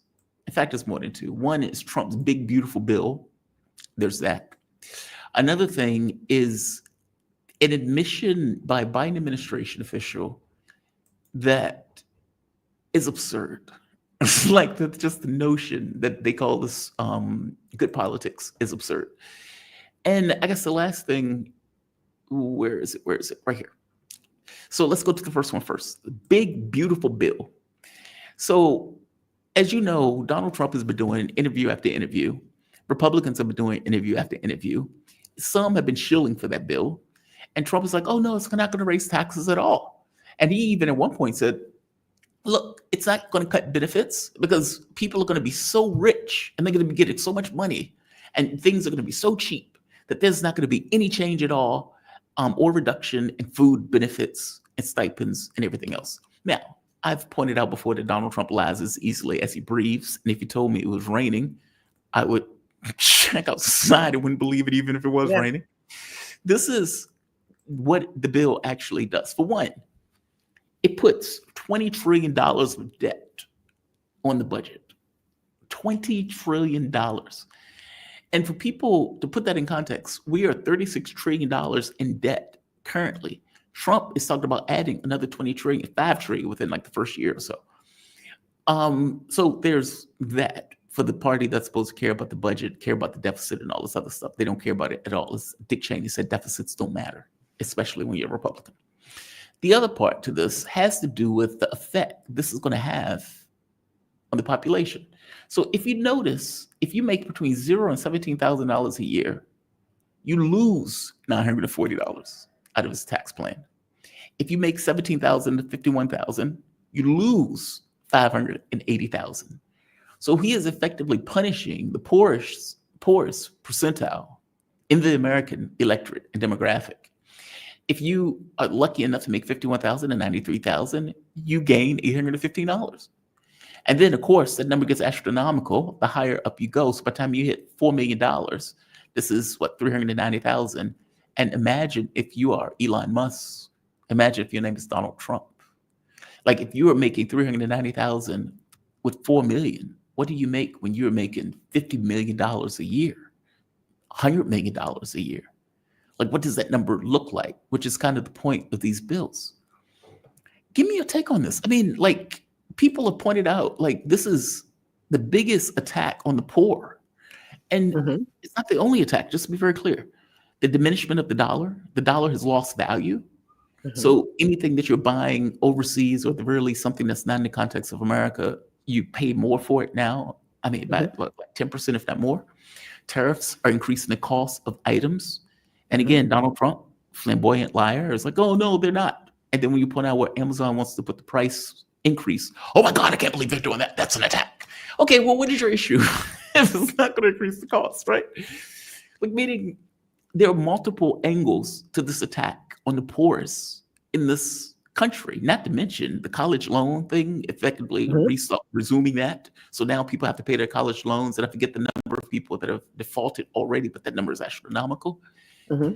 Give me your take on this. I mean, it's like, I know I'm complaining about this, but it's not like Democrats was doing anything to bolster any of this stuff in the first place. Well, I recall during one of Obama's budget, people were kicked off of food stamps, were kicked off of Medicaid. So it goes up, it goes down.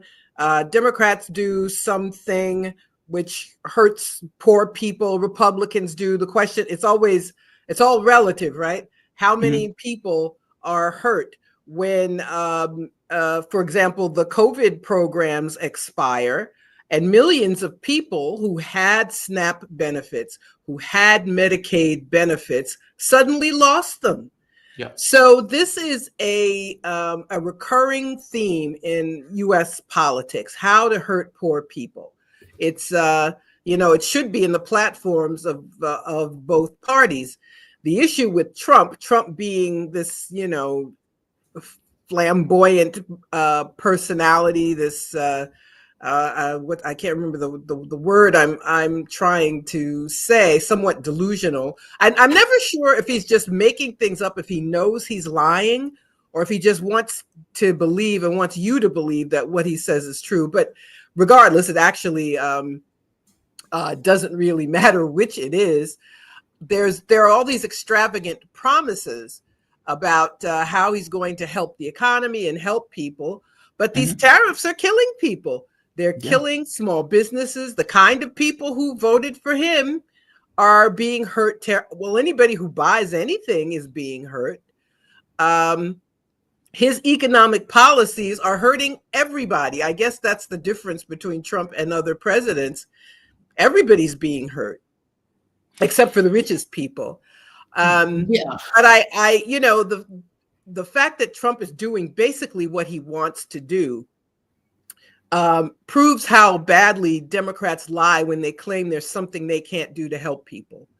I mean, Trump is he's off the chain. He's telling Ivy League colleges what to do. He's telling law firms you won't have security clearances unless you promise to give pro bono services to somebody I tell you to pick. I'm going to have 145% tariffs. Actually, no, not 145% tariffs. I mean, he's just going off, doing whatever he wants, using the bully pulpit of the presidency. And I hope that's what people remember. For Democrats, what was it? The parliamentarian says we can't raise the minimum wage. Of course, the vice president can overrule the parliamentarian. They didn't tell you that. So we had one party that pretends that they're the party of working people, the party that's going to help people who are low income, but that does nothing of the sort, versus a party that tells you everybody's going to prosper when in fact nobody's prospering. So it's just pick your liar, pick your lie. Who's going to tell what lie? But this is very serious. I don't mean to diminish the damage that's being done by the Trump administration.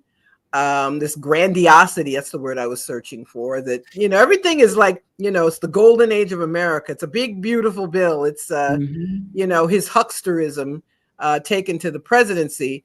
But this is not a good moment. But the thing I worry about when he leaves office is that the Democrats will do even less. They will point to him and say, we're not Trump, and they will do terrible things, or they'll do nothing.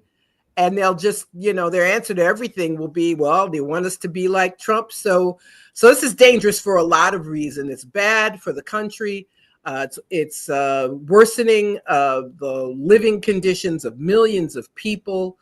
And I don't see it getting any better, though, when he leaves office. But see, I don't see how they could do less, frankly. Like, I mean, let's be honest. I mean, Joe Biden, can anybody really think of anything that he did in real terms? I mean, yeah, they may say Build Back Better. But Build Back Better was supposed to be like a $3 trillion bill that got scaled all the way back to less than $1 trillion, if not even less. And can anybody really point to anything that they got out of it? Like, meaning it didn't happen. I mean, exactly. There was an infrastructure bill, but Build Back Better was supposed to cover all these things, but it didn't happen. And I think the oligarchs didn't want it to happen, so it didn't. Precisely my point. Like, how could they do less? I know. So I guess they can pretend differently. But that's the in addition to the things Trump is doing that are harming so many people, it's harming the understanding of politics. And I see the blue no matter who crowd feeling vindicated. See, we told you you have to have a Democrat. Trump is infinitely worse. So when you have a Democrat who doesn't help people or who hurts people in some way, the answer will be, but you don't want Trump, do you? So I feel like it's like the death spiral of the country, frankly. I agree with you about the death spiral thing. I disagree. I think that it's hurting politics. Or how can I say this? I think I agree with you, but I think I disagree with you. And I know that sounds weird. It sounds like I'm splitting baby. What I mean by that is, it was something that you said when you first came on, that what you hope people remember is what he was able to do in that office. Meaning this excuse that Democrats have, oh my God, the parliamentarian, I can't increase the minimum wage because, the parliamentarian said I can't do it. So, oh God, golly gee, what can I do? Or this idea of, oh, I don't want to use executive orders because, they're just executive orders. And oh golly gee, what can I do? Meaning this notion that the presidency, like where they make this argument, I'm only the president, I'm the weakest man on the planet. It's nonsense. Of course it is. What I hope they see is exactly what you point out. The moving and shaking, yeah, it's a lot of gyrations, amounting to just hurting people. But you could also use that office as a power position also, in the way that you go after your political opponents that's on your own side, that don't tell your agenda, that you can do executive orders. For God's sake, he's like, I'm going after drug companies if they don't lower costs. Also, you expect them to eat the costs. Yes, that's exactly what I expect them to do. I'm going to punish them if they don't. Okay, a socialist could have said that, right? Like, that could have come out of the mouth of somebody who's like a communist, who's like, I'm putting price controls, and if they don't do it, I'm going to punish them in some way. I'm saying that, yes, Democrats may try to use this argument of, well, Donald Trump, bad man, vote for us. But the same argument could be used against them, saying, look, you guys made all of these excuses for all of these years about not being able to do anything. Oh my God, we can't do anything. I'm just the president of the US. When Trump got in office, even without Congress, he is all over the place. Foreign policy issues, domestic policy issues. He's getting into trying to force Walmart to eat the cost of his own tariffs, trying to force Amazon to eat the cost of his own tariffs. Like, he is threatening companies, threatening colleges. Like, he is bending a lot of the political space to his will in a way the Democrats say were fundamentally impossible. So yes, damaging politics in some way, but also giving a lesson in what can be done in that office if you have somebody who's motivated and who, wants to get something accomplished.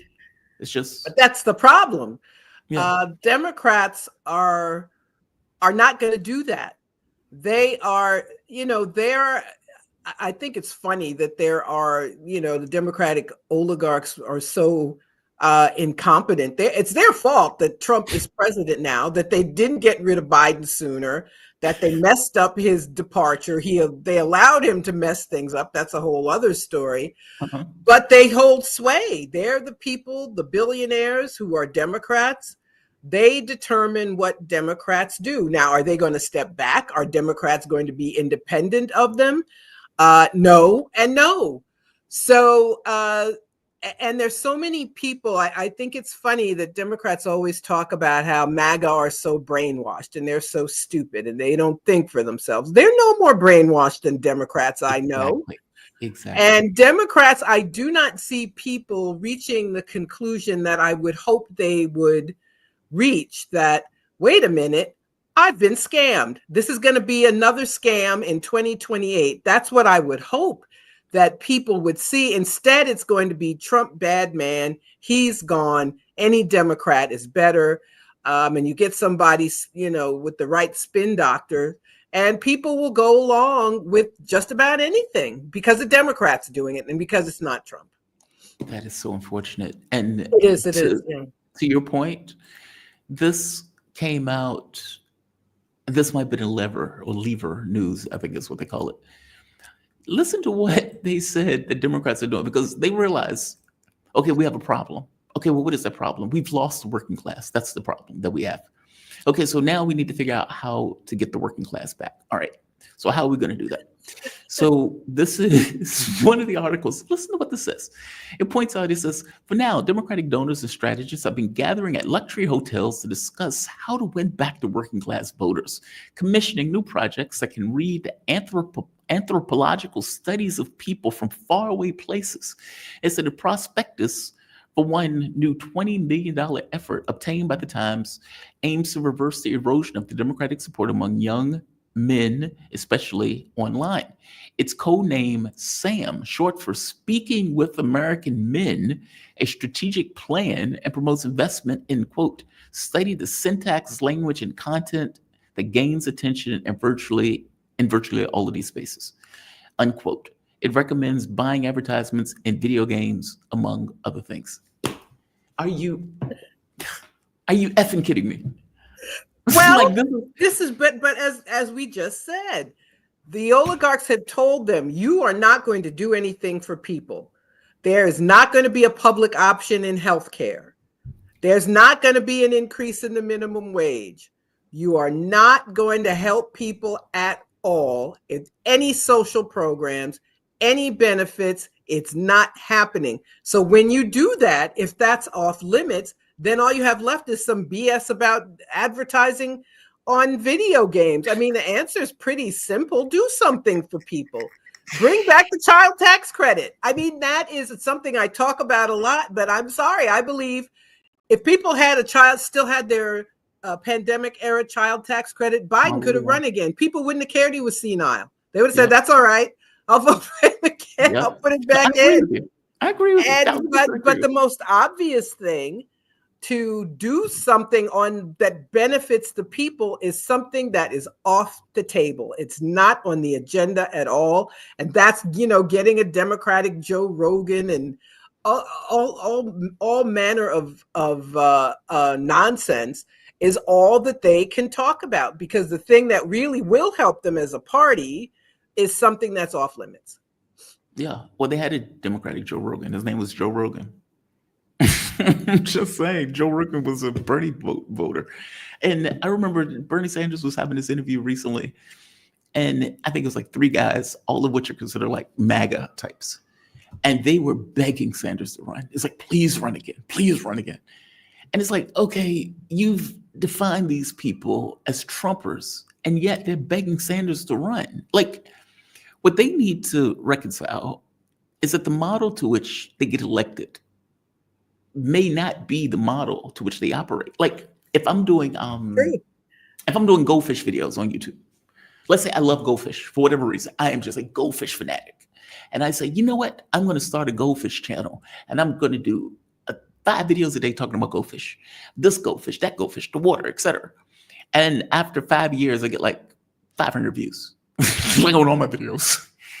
Maybe the model that I'm operating on is not conducive to getting views. Like, maybe you just have to accept, okay, me liking goldfish is just my own personal thing, that I can't go big my goldfish, whatever, right? Like, I'm saying that may be the same thing for them that they need to reconcile, that this model to which they're trying to gain voters may not be through the path of propaganda. People might have gotten, especially social media, and you don't even need the majority. You just need a fixed amount that makes it impossible for you to win. It may be that. And they just can't reconcile it. I don't know if they can't countenance it. I don't know if winning just matters less than, getting money. And if that's true, that's just a cult. That is a fundraising mechanism, not a It is. It's a cult and a money laundering scheme. Yeah. I mean, that's all it is. I think Garland said that too.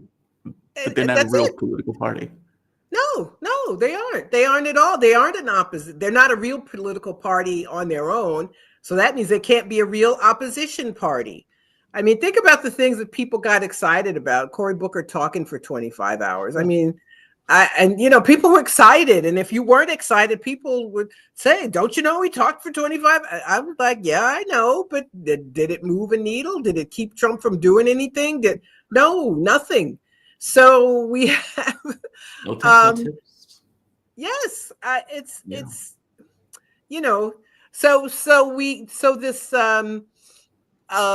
a system with no legitimacy with anybody.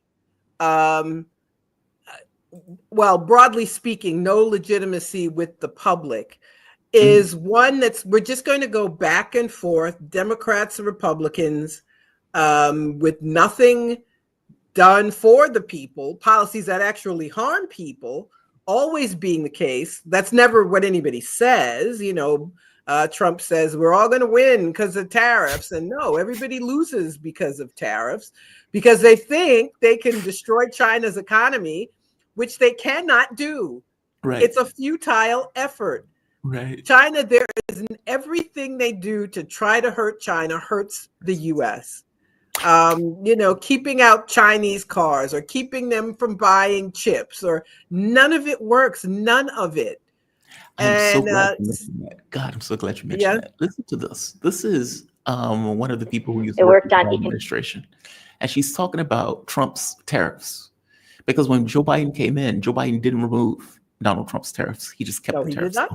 Listen to what she says. And I'll be honest, when I was in the Biden administration, we did this 4-year tariff review, and we got, 1,496 comments from industry associations and companies, and it's open to the public. You can go and read them, talking about the tariffs. And companies would say these tariffs are, harming us, or these tariffs actually do help us. And overall, because I read through them and I had an intern do an assessment of them, about 2/3 of the comments were that the tariffs were hurtful. And yet we did nothing about that. I mean, to me, that's just the triumph of politics over policy analysis, right? Because you're basically, I think there was an overall concern. And Ramin, maybe you want to weigh in on this. He's sitting in the back there. He was at the State Department and worked on economic policy. I'd be interested to know whether you agree with me or not. But to me, that's, there was a fear that, you would be attacked. Attacked by whom? Well, I assume she means by the Republicans for being apparently by the Democrats. It's like, they were going to get hit for being weak on China by removing the tariffs, and so they just kept them on. So they kept them. They kept Trump's tariffs. Look at all the messes Biden did. Obama had the nuclear deal with Iran. Trump gets rid of it. Biden continues Trump's policy. Now, Iran is enriching uranium, which is their right to do, by the way. So now Trump is threatening, and Israel are threatening a war against Iran, which is easier to do because Biden went along with what Trump did. He went along. You can't buy a Chinese car. People all over the world want these electric vehicles, but you can't get them here because of tariffs. I don't know. I suppose that protects U.S. automakers, but overall, it doesn't help anybody else. And okay, let's say you are protecting U.S. automakers. You could make that argument, I suppose, that they should be protected. But what are they doing in exchange for the protection? What are they doing for the public? Are their products getting better? Are they hiring people? Are they moving factories out of the country? What are they doing in exchange for this protection? So, and they even want to, encircle China, stop China, start a war with China over something you can't do. You just cannot do it. And rather than peacefully coexist and help the whole country, possibly help American businesses, you have administration after administration coming up with these crazy plans that never go anywhere. And they don't do anything to help the people either. So just drop the student loans. All this, I keep thinking about, well, there's nothing Biden can do about student loans. And Trump's doing whatever he wants about everything. That's my point. And, and now he's like, you got to pay back your student loans. People's FICO scores have plummeted. That means you can't buy a house, a car. There's some places you can't get a job. Other things, I recently found out your car insurance rates can go up if your FICO score goes down. All kinds of things. That's outrageous. It is outrageous. And the whole, let's talk about scams, the whole credit score. That's a big, one of the bigger scams in the country. But in any case, this is where we are. We have one party that Trump has a vision for the country. It's not my vision. It's a country where white people are on top. There'll be a few black and brown people. They know they can't get rid of black Americans because, we're from here, came here before his family did. So they're kind of stuck with us, but they want to get rid of immigrants from other places, help rich people. Everybody goes along with what they want and shuts up. They can control whatever they want to control. That's his vision. What is the Democrats' vision? Do they have one? I'm what is unaware of one that they have. I mean, like I've said before, they should have had their own Project 2025 or whatever the hell ever. They should have had their own articulation of, in fact, Ted Rawl has a book called What's Left. And he goes through these various ideas for the left in a way that's like, this is what this is what we should be pushing for. This is what we should be aiming for. This is how you pay for it. Democrats is nothing like that. Like I don't know if they believe in anything, to be honest. In fact, I don't think they believe in anything. I just think they, like you said, a cult that's a fundraising mechanism or money laundering mechanism. I don't know what else to call it. I mean, because political parties are kind of like armies. Like they have objectives. They're things that they want to do, things they want to accomplish, things that they push for, and they try to move the goalposts in a particular direction. That's not really what Democrats do. I mean, when is the last Democrat that has tried to move the goalposts? Obama did Obamacare, which was just Romney care. So that's kind of a Republican idea. I don't know what that goalpost. Not even Romney care. It was Nixon care. It was basically what Nixon proposed back in the 70s. Yeah. And I mean, the best thing about it was a Medicaid expansion, frankly, but there's states that still have. But that's an example of something Democrats could have done. There are states, there's like one state in the north and the rest are in the south. The states that didn't take the Medicaid expansion, it looks like a map of the Confederacy. Seriously. It's like all southern states. And you mean to tell me, so if you live in those states and you're low income, you cannot get Medicaid like you should be able to get Medicaid. And there was no way to provide people in those states with Medicaid benefits? There was nothing you could do. There was nothing. You couldn't have a public option for low-income people in certain states. There was absolutely nothing you could do. And that's not true. That's just not true. But that's an example of something they go on. It's how many years ago since Obamacare? What is it, 15 years ago? And if you criticize Democrats or criticize him specifically, it's like Obamacare. Okay, it's 15 years ago. What did you do since? What did he do after that? What did Biden do? And keep in mind, Biden got elected saying he was going to push for a public option and $15 an hour minimum wage and legalize marijuana and et cetera, et cetera, et cetera. Like it just guts any level of credibility in regards to the political space. One last thing before I let you go. Give me a take on not affirmative. Jesus Christ, I'm about to say affirmative care. Reparations as a platform for Democrats. I mean, granted, they would never push for it. And if anything, they'll just say, yeah, we'll do another study. Like after the 30th study that they've had in so many years.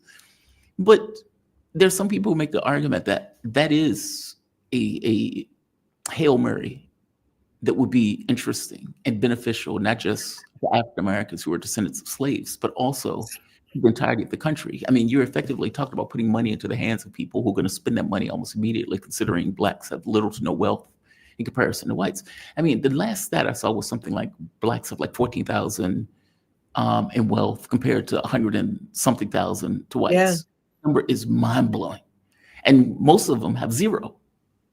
Like, it's averaged out. So you may have some people who are, the Puff Daddies of the world or the Bill Cosbys of the world with all of this money.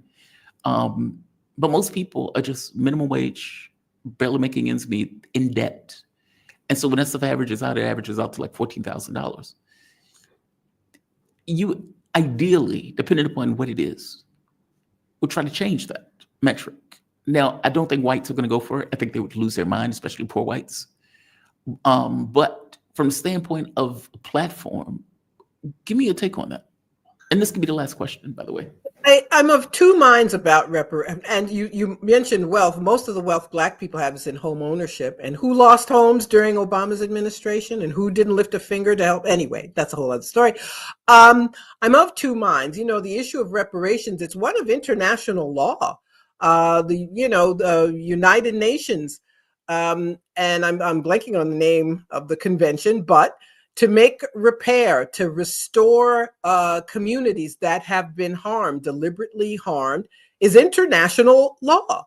So it's something you should not have to justify. I mean, I think our common sense tells you that if people, and let's not stop with slavery either, Jim Crow segregation, restricted covenants, redlining, just straight up discrimination, all of these things are an indication that there is a group of people, in this case, Black people from this country, who should be restored and should be helped.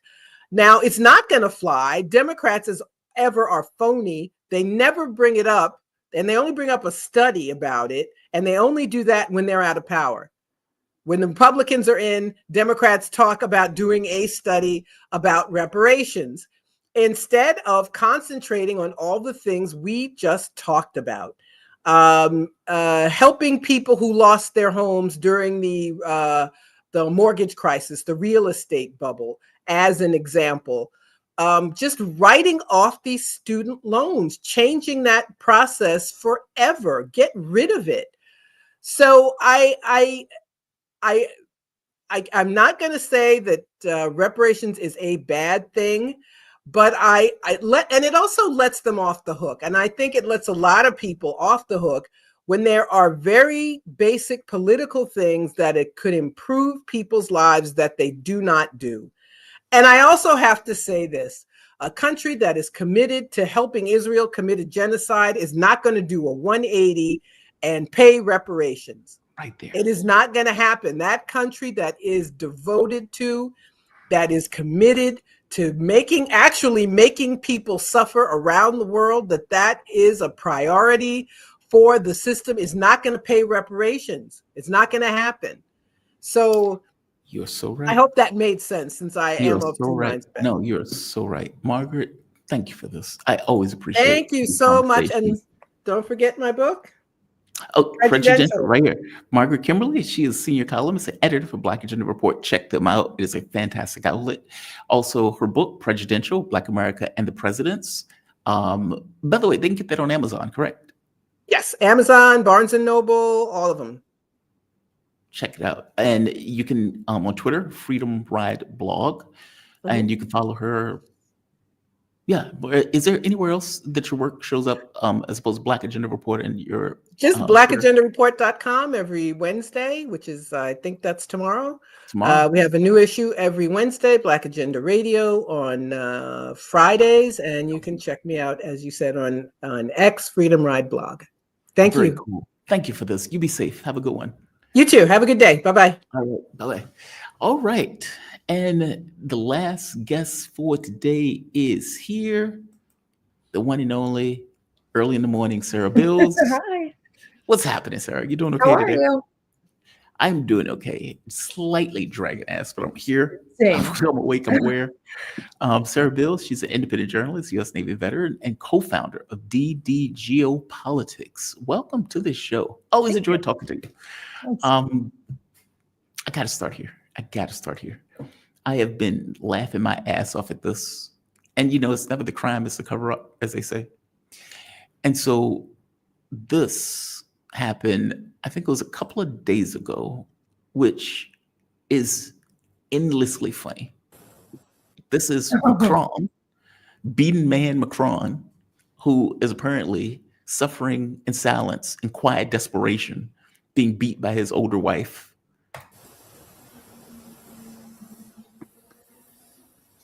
Bam. It's really cartoonish, like the way his reaction is. It feels very like cinematic.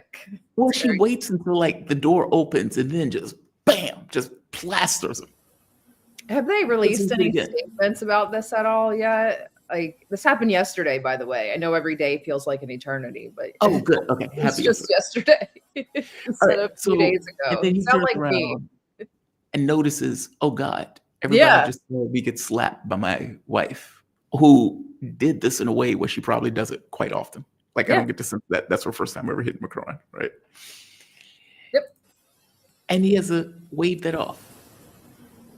This is so humiliating. And I think they even do a close-up. And he waves to the crowd. He's pissed right there. That's anger. And then he realizes, oh God, the camera's on me. Now I need to smile for the camera because I'm a politician. I love that. This is a mess. You say you would have done that? No, I said this is a mess. Yeah, it's humiliating. First, the cocaine thing that people are accusing him of effectively doing coke. Clearly a tissue, but whatever, guys. Yeah, I don't care if people do coke. Even if he was doing coke, I was like, at least that actually makes him a little bit more human. Human actually right? Pleases me more than it upsets me. But yeah, this is bad. This is messy. This is bad. This is really bad. Quiet desperation. Suffering quiet desperation. This is bad. And then the lies come out, right? It's like, no, we were just playing. That wasn't playing. Oh, they did talk about, I didn't know that there was a statement afterwards. Yes, there was. I thought that they didn't even talk about it. Elise, as they call it, apparently came out and said that they were playing at first. It says the president and his wife were unwinding. Right here. It said it was a moment of togetherness. It said the president and his wife were unwinding one last time before the trip began, playfully teasing each other. Macron's office told CNN, quote, no more was needed to feed the mills of conspiracy theorists, and Elise and anyone sharing this was a Russian troll. Well, I mean, we shared it a lot, but we are Russian trolls. So yeah, we're Russian trolls. Then they apparently came out and said something to the effect of what she was trying to get him his head in the game or something like that. Like, as you point out, this was a mess. To me, everything. I'm sorry, I don't really like to judge other people's relationships. I really don't. But everything about that relationship is creepy and weird. So, well, she's like twice his age, right? Yes, and she's known him since he was like 14. Really? Oh, so she was grooming. He was his teacher. Yeah. No way. Yeah, that's why they just kind of gross me out. I don't care about the man stuff. I don't care about the tranny stuff. I don't care about the coke stuff. Just them in general. It's just like, you guys are not. The tranny stuff? I've never heard the tranny stuff. There's a whole. That she's a man? I didn't mean to say tranny. Sorry, but they accuse his wife of being a man, which I'm like, if she was, why would that even matter? Yeah, okay, it would make Macron gay, I guess, but it doesn't change like the material conditions of everything. Like, she's just old. She's just old and weird. I mean, French people are weird regardless, but these two are weird. These two are so weird. This whole thing is just like creepy. Like, I don't even like seeing them like in regular public appearances because they're just like very creepy. You may get a kick out of being beat by an older woman. Right. God And bless now him. that he's getting beat by her, right? We say, like, all jokes aside, I'm not going to be like, oh, abused man, but he was groomed by her since a young age. She clearly puts her hands on him and she's comfortable with it, given that scenario that she puts hands on him. What's really going on in this relationship? Who's pulling the strings? Who, you know what I mean? Like, what's really going on? There's definitely a power dynamic in that. Oh, and he is not the pants of the family. It puts me in the mind of what is it, Prince William? Is it Prince William or Harry, the one that married the African American woman? Mm-hmm. A little bit like him, but Harry seems a little bit more masculine. I get the sense that she clearly wears the pants in that family. Yeah.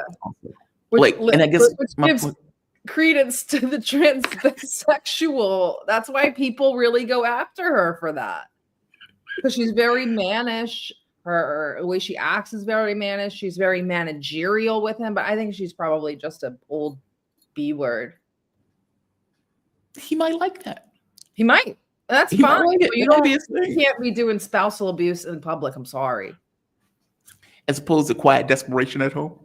Go do that at home. Yes, do that at home. Send each other an email or something. We really don't need to see that. That says a lot. You know, you're not America. Okay, you're not a reality show. Don't put all of your mess on display, especially France. Like, it's even worse than that. He's the president of the country getting beat by his wife. It's even worse than that. He can't defend himself from his wife, but he's trying to take France to war. Right. I mean, we could also go down that road. I guess it's up to the French people to finally get rid of him, but they won't. They won't. Well, in 2027, he's not going to have a choice but to leave. Well, that's a long ways away, but that is his true. Party has to go. He has to go. All has to go, but they won't. They'll elect another liberal. You think so? I think so. Marie Le Pen can't run anyway. She can't run, but AFD is like the largest party. Not AFD, I'm sorry. National Rally is the largest party in France. They had to do all sorts of horse trading just to get in a candidate who wasn't National Rally. Like, meaning they had to go work overtime. And if I'm not mistaken, they ended up putting a left-wing party in just because of the horse trading. And then Macron pulled a political coup and put his guy in on top of, regardless of what the voters wanted. I guess my thing is, if they have to work that hard to get rid of Le Pen, and if they have to work that hard in order to keep the National Rally out of office, that gives me some kind of indication that they have to work very hard to maintain a political base. Mm-hmm. So, I don't know. France is such a political mess, and it has been for at least the better part of a decade. Mm-hmm. So these next 2 years will be really interesting in France, but there has to be there has to be more of a response to this, what just happened. This is not acceptable. And what do you mean response? Like, what can well, they should talk about how you shouldn't engage in spousal abuse. That should probably, instead of claiming that it was a game, like, you don't hit your spouse in the face for a game either, to get his head in the game. Like, what the French president cannot come out and say he's a battered man. Why? I don't know any president can do that. Whatever. I hate these. I'm just like, I don't know any president. I hope he does get beat especially by a his man. wife. Honestly, I don't really care. I hope they all get beat by their wives. Keir Starmer, Macron, Trudeau. Oh no, he's divorced. Zelensky definitely gets beat by his wife. I hope they all get beat by their wives. He has a very attractive wife. She's very Slavic. Yeah, God bless her. I want to go that far. Indeed, he likes to get beat by his wife. Can we talk for a moment, in all seriousness, about what has just taken place in regards to Russia? Russia has been pounding the hell out of Ukraine as retaliation, I guess, for a few things. One, probably for this awareness that long-range strikes are now going to be allowed into Russia. Ideally, I mean, there's some contradiction with that. Maris came out and said it's very possible he let the cat out the bag early. Trump, or the reporting is that Trump is thinking about it. Yes. I have a hard time believing that Maris would just say that outright, unless he's trying to go to America and do something. But it's humiliating if America comes back and say, hey, I don't know what the hell that guy's talking about. And up to this point, I've seen nothing where Trump has said that guy is lying. So there's that. Two, assassination attempt on Putin. There's that, meaning you flew all of these drones. It is very possible that Western assistance was used for the targeting if they got some kind of intel that Putin was going to be in the Kherson region, and they went after him. So the retaliation can be taking place for a few, not to mention what they felt like 1,000 drones over the course of a week into Russia, into civilian areas. So it's a few things that are taking place. And Russia's been pounding the hell out of Ukraine, with Ukraine being completely incapable of doing anything to stop. Yeah.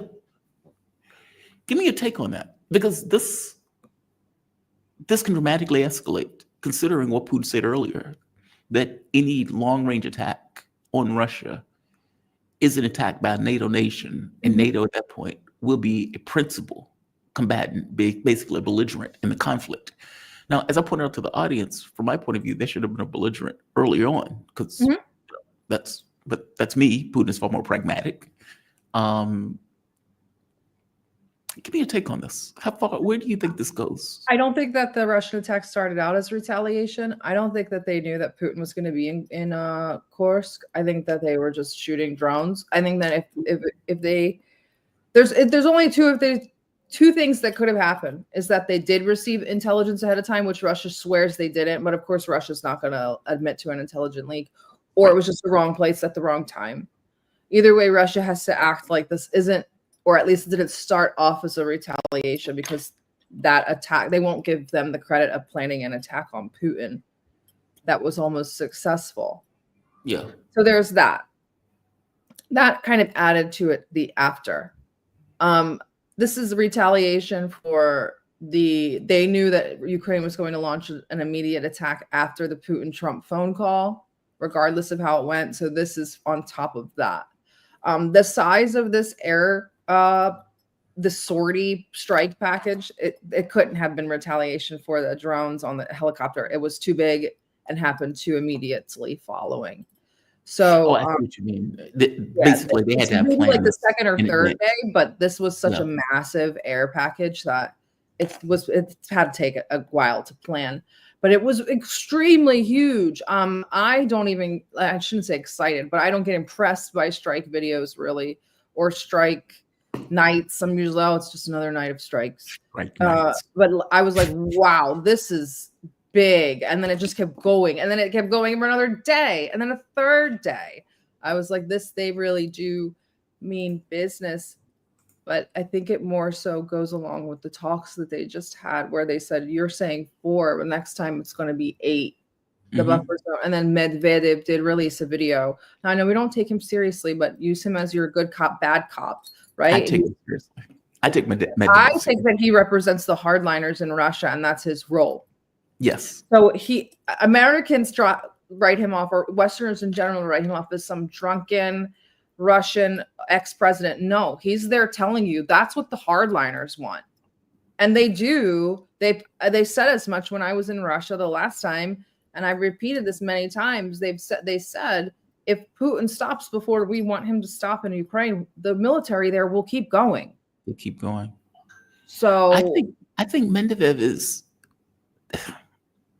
I don't think he's just a hardliner. I think he is what they actually think. There's a lot more people that think like him than people are willing to admit. I think that Westerners want to have this, like, Putin is the penultimate manifestation of Russian evil. If we just got rid of Vladimir Putin, things would be fine. And Medvedev is there telling you, like, no. Like, if you get rid of Putin, you get someone like me. And I think that's the point of Medvedev at this juncture. I think that our listeners or viewers probably don't know that when Medvedev was president, it was Libya that occurred, and he deeply regretted that, and he deeply blamed the West for that. Hugely blamed the West. And after that, he was done with the West. And he was way more liberal than Putin. Yes. So, I mean, but Medvedev was friends with Obama. So he was quite liberal. They were very friendly. And then after Libya, Medvedev, and it was also a super big bad mark on Medvedev's political career. So the whole thing was just a debacle, and he very much changed his soon after Libya. So he represents quite a large faction inside of Russia. Most people that I should say most, but a lot of people that I know in Russia will say that we don't like Putin because he's too soft, even on themselves. See, that's what I mean. Like, I get this as a Medvedev is maybe saying he's the norm, is too strong. A little bit. But He might be just above the norm, but yeah, he's pretty close to it. Yeah, even I think he's the typical even voice. the kids feel that. I've taught a class in Russia, and all they did was make fun of me for like, well, they asked questions and made fun of me about like pride parades, President Trump. Like these people, they think we're a joke. Even the kids, even the college age kids, Putin is the liberal. Putin is the Bill Clinton.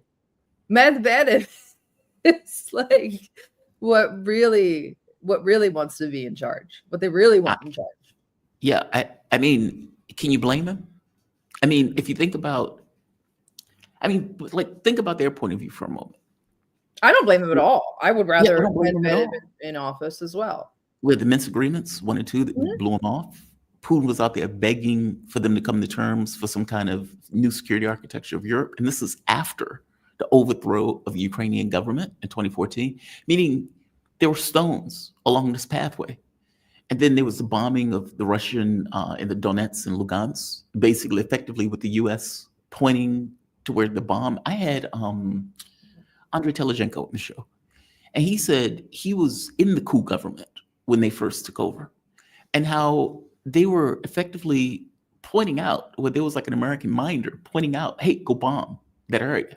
And so like we were directly involved. Then you get the New York Times coming out saying the CIA was instrumental over the course of like 20 years, if not more, ensconced in Ukraine. They're lying. It's been since 1948. Don't let them lie, kids. They are lying. It's been since 1948. Almost 100 years of tradition in Ukraine.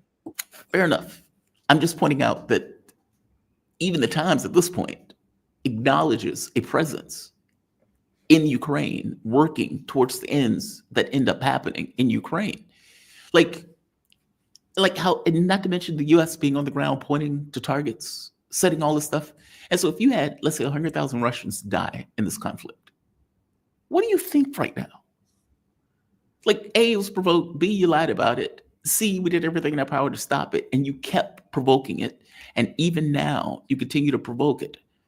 Medvedev, from my point of view, would be the norm point of view as a human being. At this point, yeah. I think maybe in the beginning, he was more of a hardliner stance, but now more people have actually share his opinions. I like Medvedev, but I do think that people still have kind of a, not totally bad, but like an off taste in their mouth about him. They don't quite trust him because of Libya. So there's still that. I mean, Medvedev doesn't have a very long career in leadership, like as the leader. So what the very little amount of time they had to judge him on, a lot of horrible things happened in the world.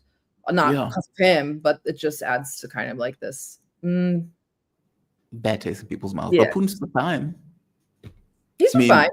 He had Putin's favor. Otherwise, he'd be in the political wilderness right now. Do you think he's being groomed by Putin? And I don't mean groomed in the Macron wife sense. A little bit. I can't see, and I've been following. I don't follow closely as close as a lot of people do, but I don't see anybody else that would be in a possible heir besides Medvedev. But Putin could have another 10 years in him. So. You say you think he has another 10 years? Oh, he could. You never know. I mean, the guy has cancer every 3 months, and he beats it. Well, that is true. So he might outlive me at this point. Tell me what you think about this. I get the sense in the West, we don't have this. Like, we don't have this philosophical devotion to country, even though they may say, oh my God, I bleed on the flag.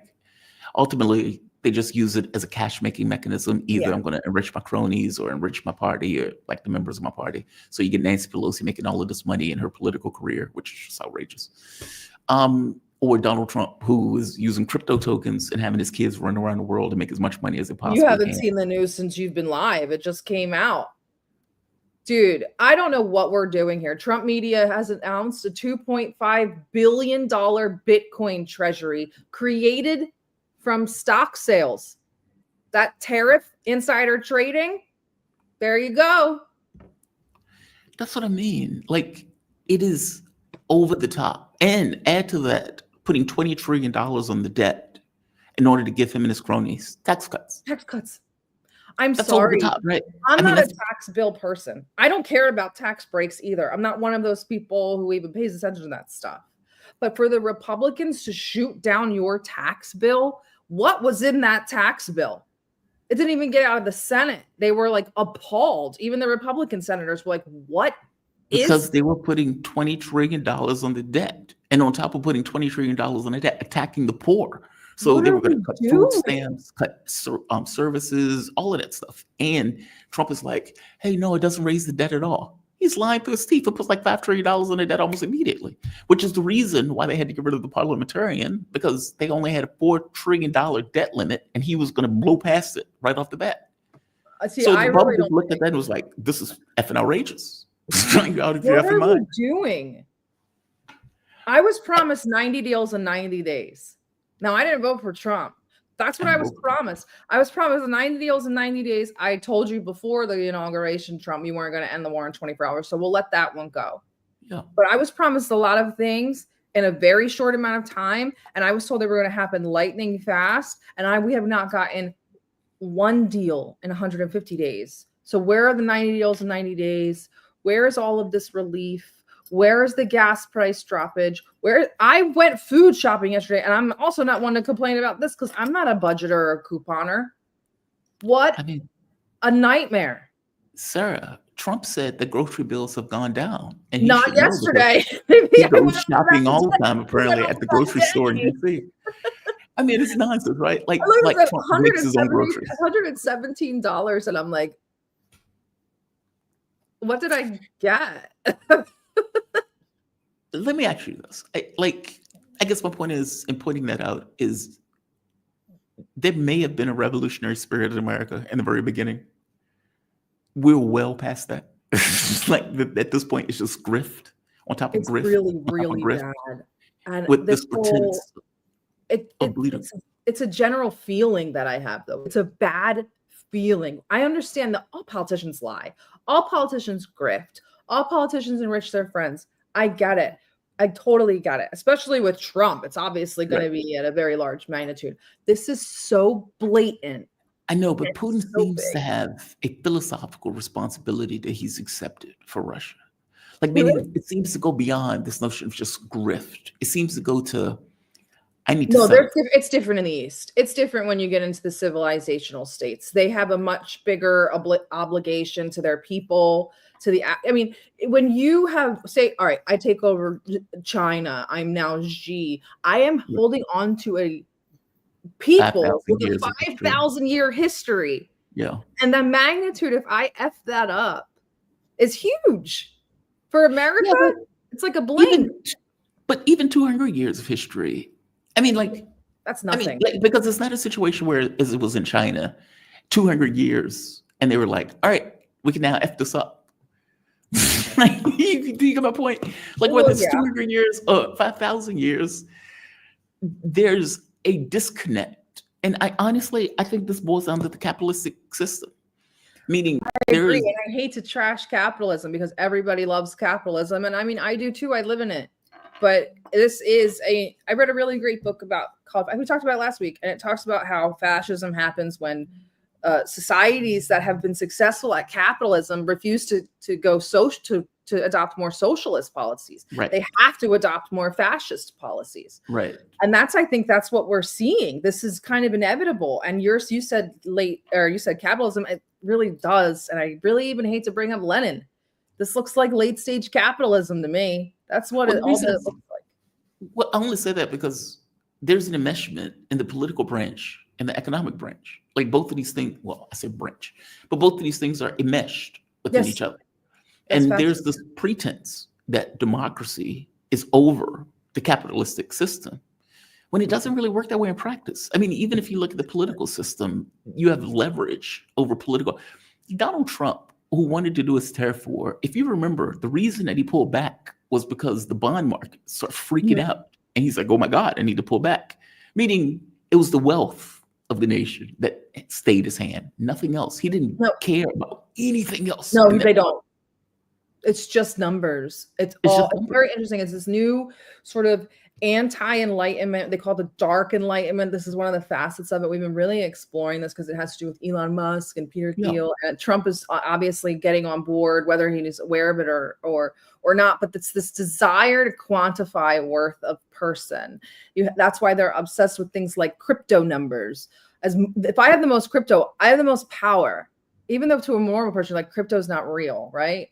Right. That's all of this sort of, if I have I have to quantify it. That's why they use things like IQ. What's your IQ? That's why the right's always talking about IQ. What's your clout like? What are your likes? This want to like quantify. So the number is something that he can see. He can see that number going up and going down. So that's what he's attached to. It's very weird. These people have no loyalty. They have no patriotism. They don't care about the country. That's my point. And I think that's true for Democrats and Republicans. Yeah.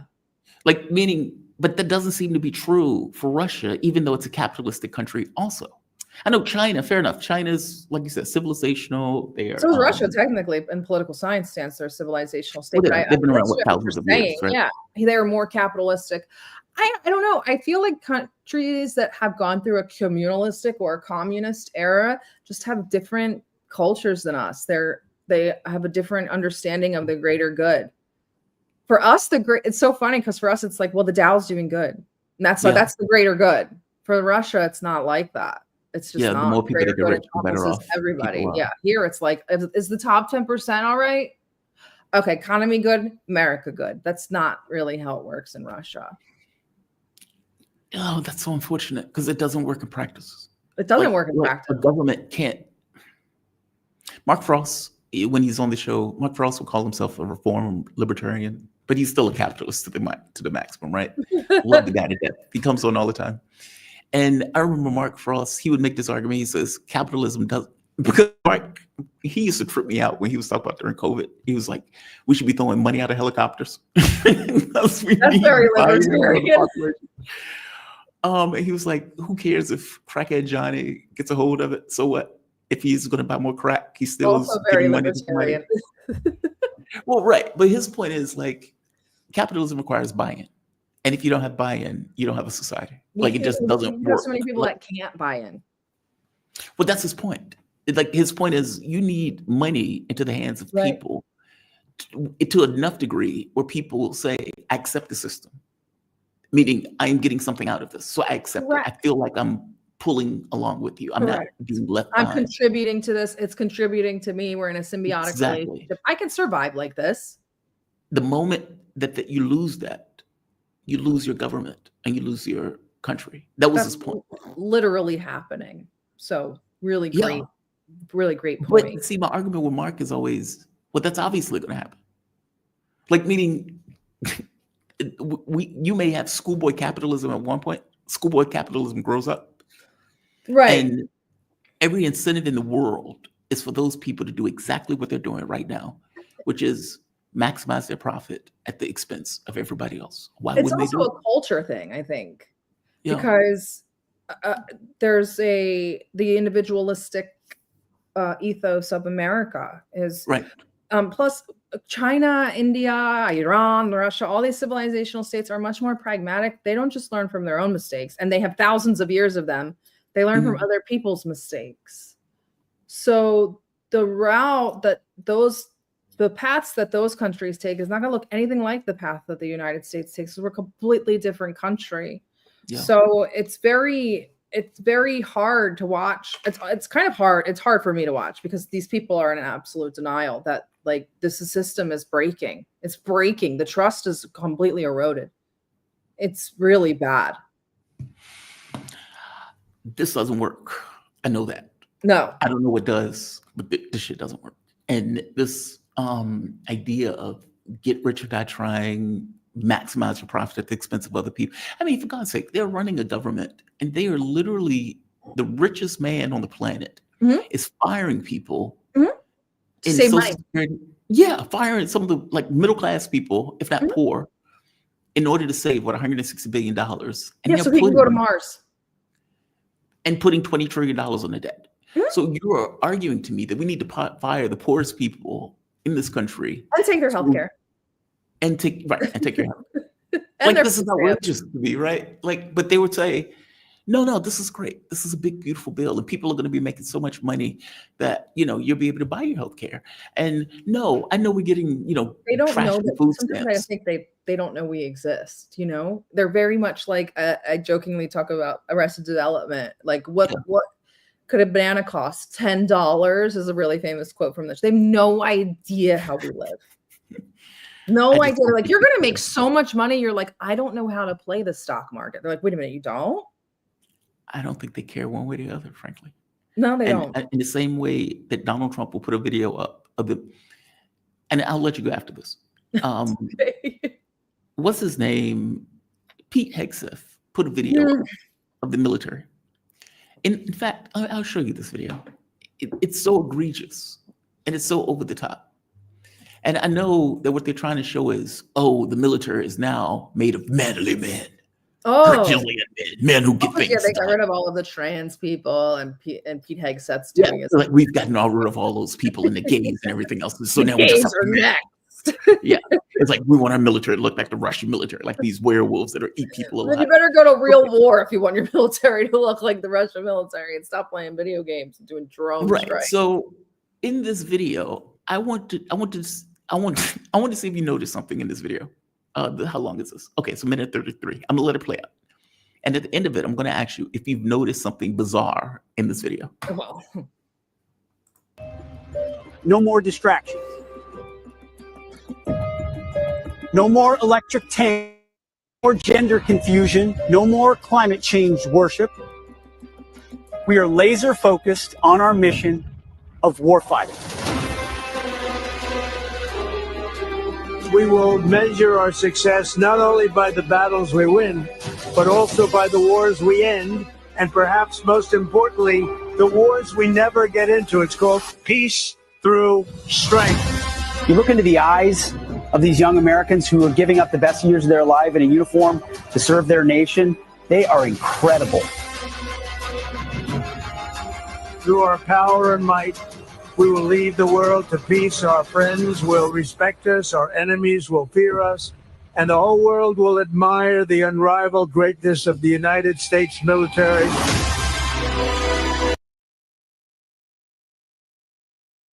Stop this right there. Did you notice anything weird in this video? well, I mean, I noticed a lot of weird things that the SecDef and the president are narrating a weird PSA for the military. There's that. Is very strange. I'm not. I'm going to this scene right. Well, that's when I like took a breath, because it's funny when I will always say, like, my aha moment in the Navy was when they made us watch videos of us bombing other people, and I was like, I'm done with this. All of those are civilians. Yes, they're civilians at an Eid celebration after Ramadan. Yes.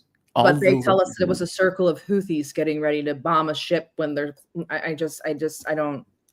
Donald Trump put that on Twitter, by the way, and chest thump about murdering all of these civilians, saying, "Look how strong our military is." And then we lost in the end. We had to capitulate to them. Yes. So in a video chest thumping about how great the military is, A, they put in them murdering a huge number of civilians. B, they pointed them those same people who they just bombed eventually won. Mm-hmm. And talking about the resilience and strength of the Americans as we show a group of Yemenis that beat us in sandals with drones that cost no more than $2,000.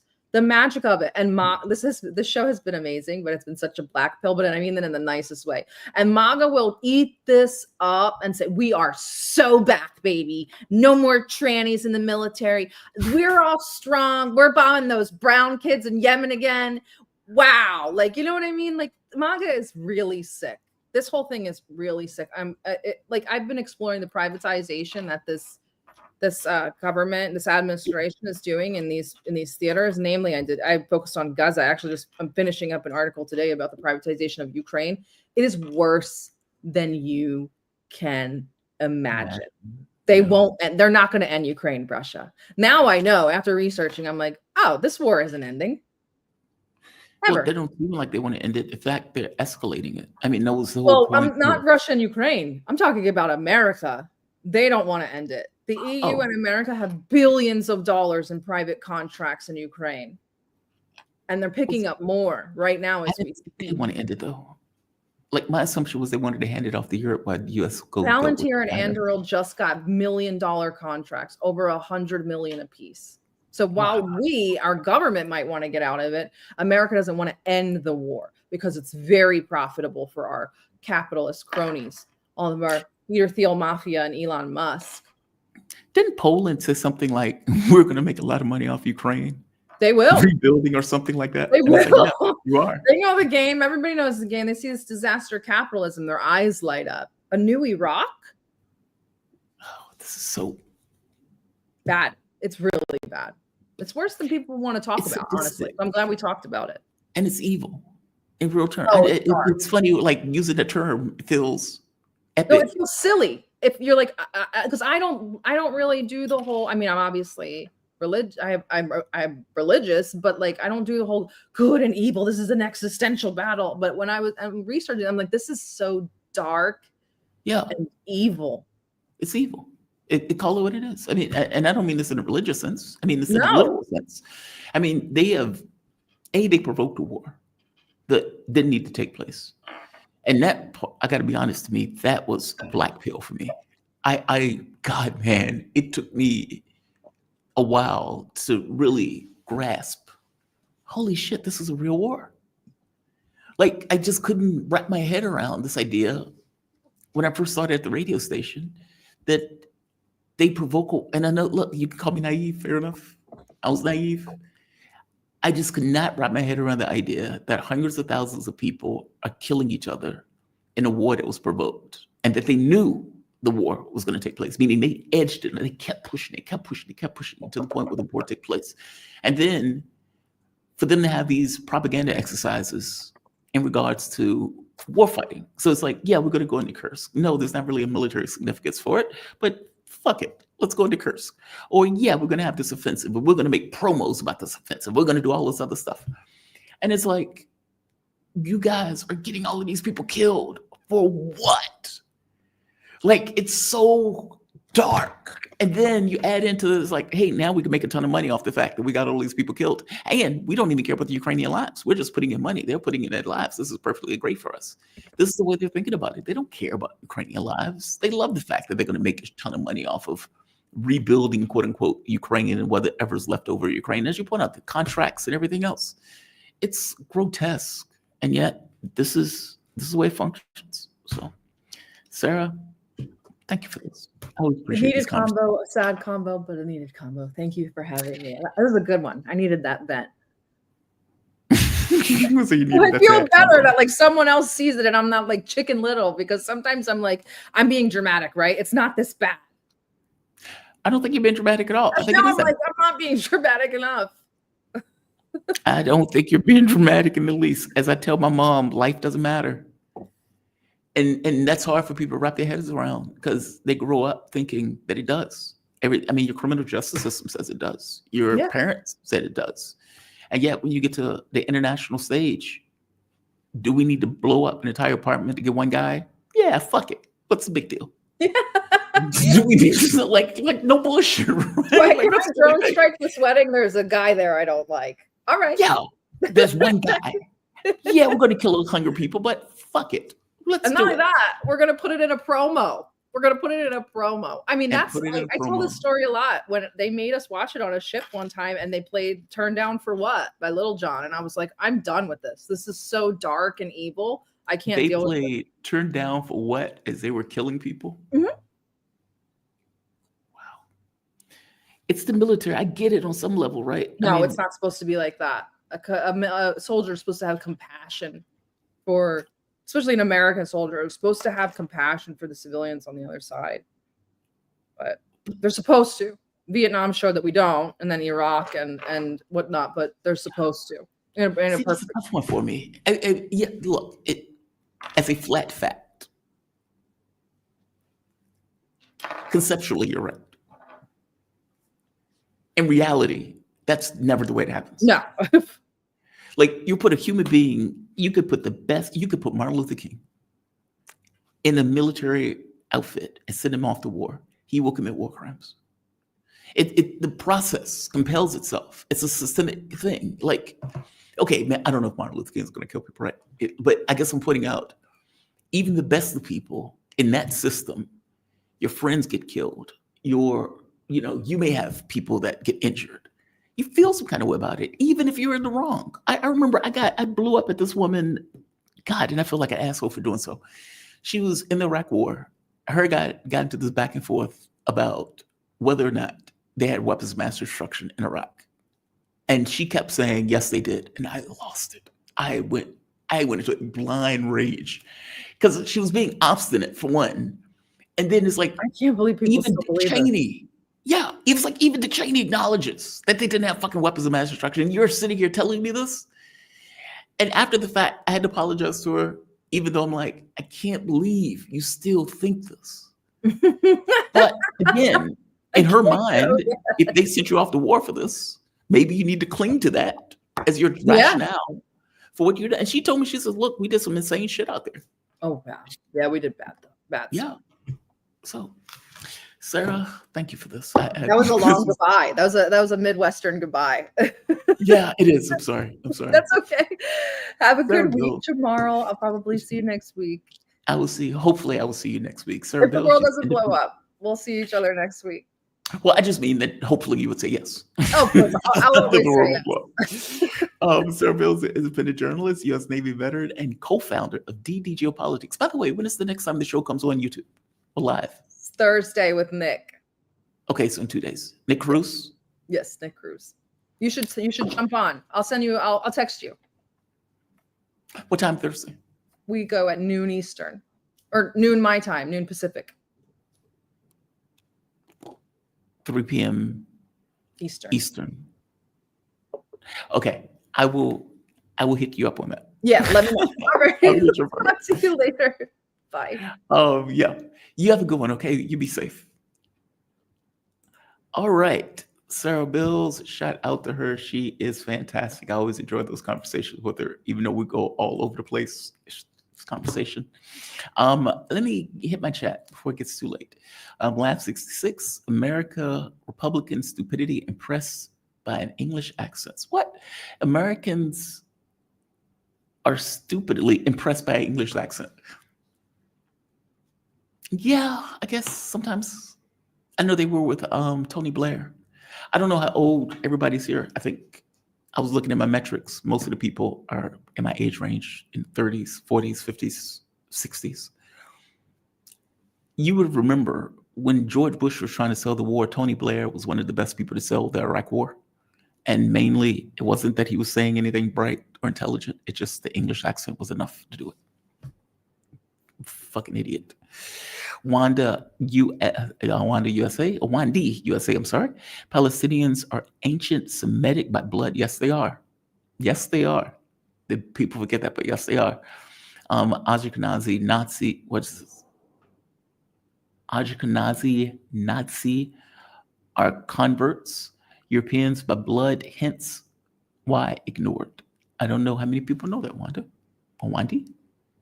I don't know if it's an word. I just don't know if people know it. I'm the well-dressed nerd, Braves review.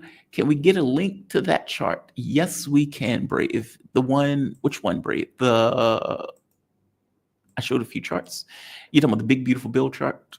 Yes, we can indeed, if I can find it. Okay, it's on my Twitter page. Every video, chart, anything that I show is always on my Twitter page. I use Twitter as my staging ground, which is the reason why I was so discombobulated when my account was stolen. And by the way, before I wait a minute, and okay, it's on my Twitter page, Brave. Let's see who else. RJ Raymond, to understand these differences between the United States versus Russia, despite both being capitalists, read Lenin's Imperialism, the highest stage of capitalism. I have read I've read one of his books. I don't know if I've read Imperialism. Yeah, I don't think I've read that one, but I'll check it out. What is it? The latest stage of capitalism. Aries for fries.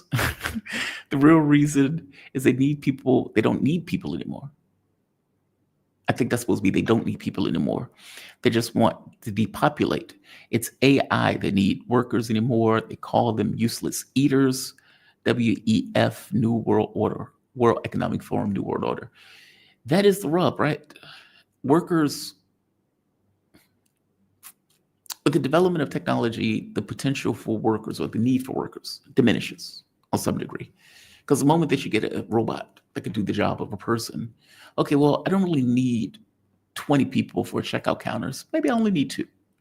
I don't really need, 100,000 people to drive Ubers.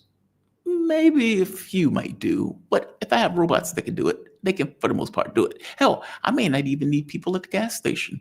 If the car is automatic, it could just automatically go. I can create a machine that would automatically fill it up, and it keeps moving. Worker not needed. Same thing with stores. If I can walk into a store and you can automatically identify me either through facial recognition or by hitting my wallet with some kind of beam or something like that, I pick up an item, you validate my card almost automatically. I walk out the store, no worker needed. I hope you get my point. Over and over, many of these jobs, especially these kind of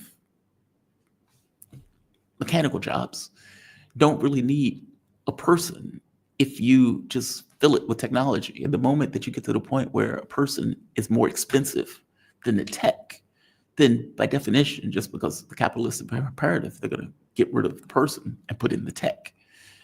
And look, man, I am all for people making more money, like $15 an hour, $20 an hour. You have me at hello on that stuff. I'm just a true blue lefty on that. But also understand that from their point of view, if I could put a burger machine that's $14.99, I may do so if the guy wants $15 an hour. Meaning it's not just moving jobs overseas that is pressuring labor. It's also technology and machinery.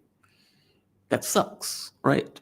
That requires a political solution, and a political solution is not necessarily something that people are going to get because both are captured entities, which is the whole, I guess, my issue with the capitalistic thing. It infuses our political system in a way where democracy matters less than the monetary aspects of things. It just sucks. It's like, how do you get out that box? I don't know how you get out that box, short of it all collapsing. Foment dissonant. Do you have a favorite Star Trek base or ship? Enterprise, easy. Do they add to the story? Enterprise. Enterprise is like a character in the Star Trek series, right? I mean, the ship is like a person in the thing. The Defiant, less so. I mean, it's badass, but the character of the Enterprise is just different. It's. If you go back to Kirk, if you go back to Picard, I mean, for fuck's sake, they had 2 entire series and multiple movies on that ship. That ship is iconic in the way it's laid out and everything else. It's like a character. So, the Enterprise. Voyager, less so. It didn't have the personality. The Defiant was just mean. Like that ship would just eat babies. RJ Raymond, congrats on getting your Twitter back, by the way. Thank you, RJ Raymond. It discombobulated me to no end.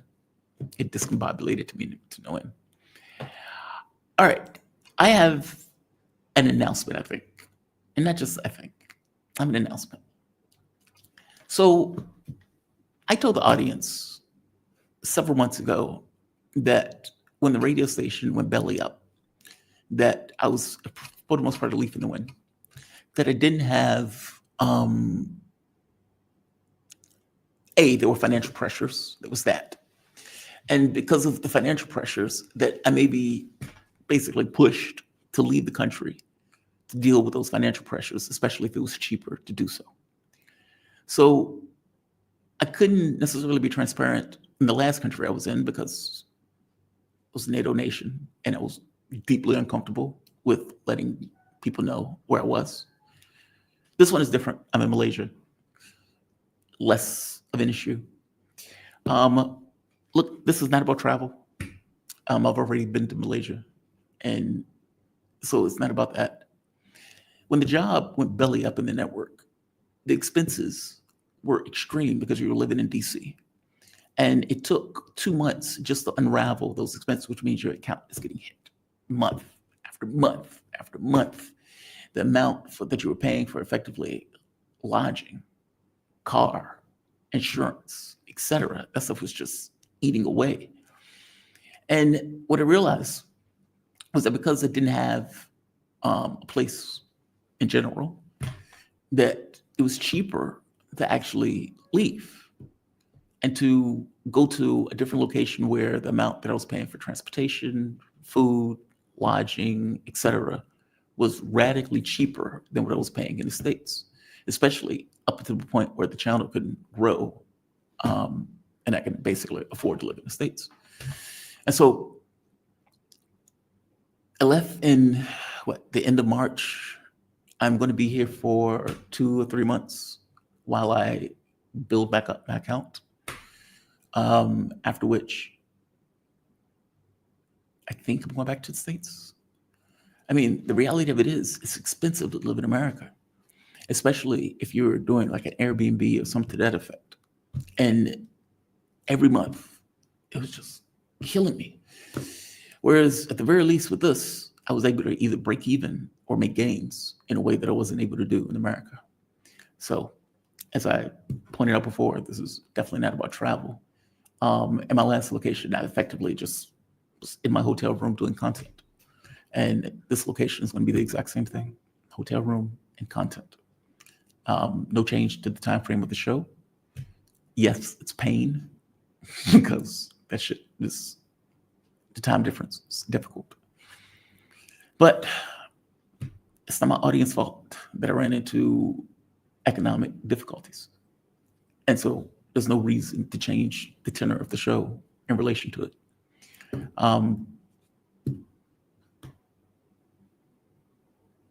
Yeah, I felt deeply uncomfortable mentioning it in Albania. Albania is a NATO nation. There is no First Amendment. I watched Richard Medhurst get picked up at the Vienna airport. I saw many of the other journalists have pressure put on them when they were in NATO nations. I mean, for God's sake, they just expelled 2 Europeans out of all of Europe for backing of what they call, quote unquote, Russian propaganda. The last thing I wanted to do is disclose where I was while there. Malaysia's different. Malaysia's different. There's no issue with me being in Malaysia in that case. So I will be here for at least 2 months, probably 3. The reality of it is, what did you do in Albania of all places? Nothing. I just worked. I just worked. My hotel was $350, or my Airbnb was $350 compared to $1,800 in the United States. You can imagine that's a hell of a difference in regards to savings. Transportation costs was $200 a month compared to $800 a month in the States. The car was $400 plus $400 for insurance. I got rid of the car, which means I could get rid of the insurance. So I could wipe that debt away. Whereas I only had to pay about $200 a month for transport. I have to pay treatment costs out of pocket, but treatment costs and rent are cheaper than what rent would be in the US.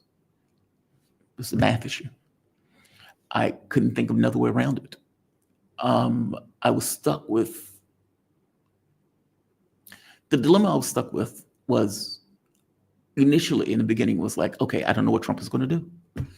And I don't want to nail myself down to Richmond if I didn't know what Trump was going to do. Of course, that comes with problems. The problem being Airbnb is expensive. And the cheapest Airbnb you're going to find is about $1,500, $1,600, if not $1,800 a month. Okay, that's painful when you just lost your job and you're trying to scale up your channel. And so then there's this other thing about Richmond where you know where everything is. So Cabuto's, one of your favorite food places. Captain D's, one of your favorite food places. Your pot store around the corner, your favorite, all of these things eat away at you over the course of time. There was nothing in Albania, which was the point. You're isolated, you do content, you save on pretty much every facet of life. So that's what I did. The isolation helped, weirdly enough. I felt isolated in DC too, though, so I didn't really feel that much of a difference between it. And even here, it's the same thing. You get here, you do content. Most of my day is spent doing content. So it's not like there's much of the day that's left. Here is weirder. And here it's a little bit more difficult because you're going late into the night. It's a 12-hour time difference. And so you're effectively working until 2, 3 in the morning and then rinsing, repeating the very next night. And you're still stuck with the schedule here because you still have, at the very least for me, treatments that I have to go to over the course of the week.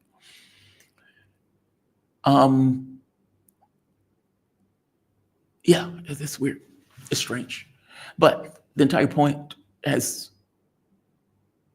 been successful up to this point. The objective is to radically cut costs. Costs have been radically cut. And the longer you stay in one location, the more costs you're able to cut, especially if you're able to be in somewhere like Vietnam, Thailand, even Albania, believe it or not. Albania worked, and Albania had a charm to it. I actually liked Albania. But during the summer months, I was lucky because I was able to get a property for $350 in the off season. By the time you go into summer months, that number goes up like just 3-4 fold. In which case, it was prohibitive at that point. I will be here for 3 months, 2 months at the least, 3 months most likely. And at which point I need to make a choice on where to go. I'm considering Thailand. I'm considering Vietnam. Each of those are places where I can also save money. Treatment costs is cheaper. And treatment costs plus apartment is less than rent in states. Transportation is less, food is less, everything's less. So my objective for the next 4 months is to work and to be isolated. And you can't really do that in the States. I mean, I guess you could if you're living in the boonies somewhere. But up to this point, it's been successful. And so with the Airbnbs, you have to book that stuff for a period of time. So I will be here for the next 2 or 3 months, at which point I'll make a choice on what I'm going to do. I would say this, though. The channel has grown, and it's grown sufficiently where it's to the point where we'll see. The channel thing is weird because you never know next month. Like next month can be radically different than the month before. And so even if you do well 1 month and the next month, you have no idea. Next month is blind alley, which makes me deeply paranoid. But we'll see. Make sure it's really a girl. What? What's really a girl? Take care, Mr. Thomas. You take care too, Jamal. I'm living in the Caribbean. Are you? Pusha. I can't say I'm living here. I'm just staying here. Thailand is amazing. Find a Thai girl if you. So Brian Beletic is in Thailand, and he said. I remember when I talked to him. He said he's on the list in the States, so it freaked him out. He was open to helping me find a clinic in Thailand to get treatments.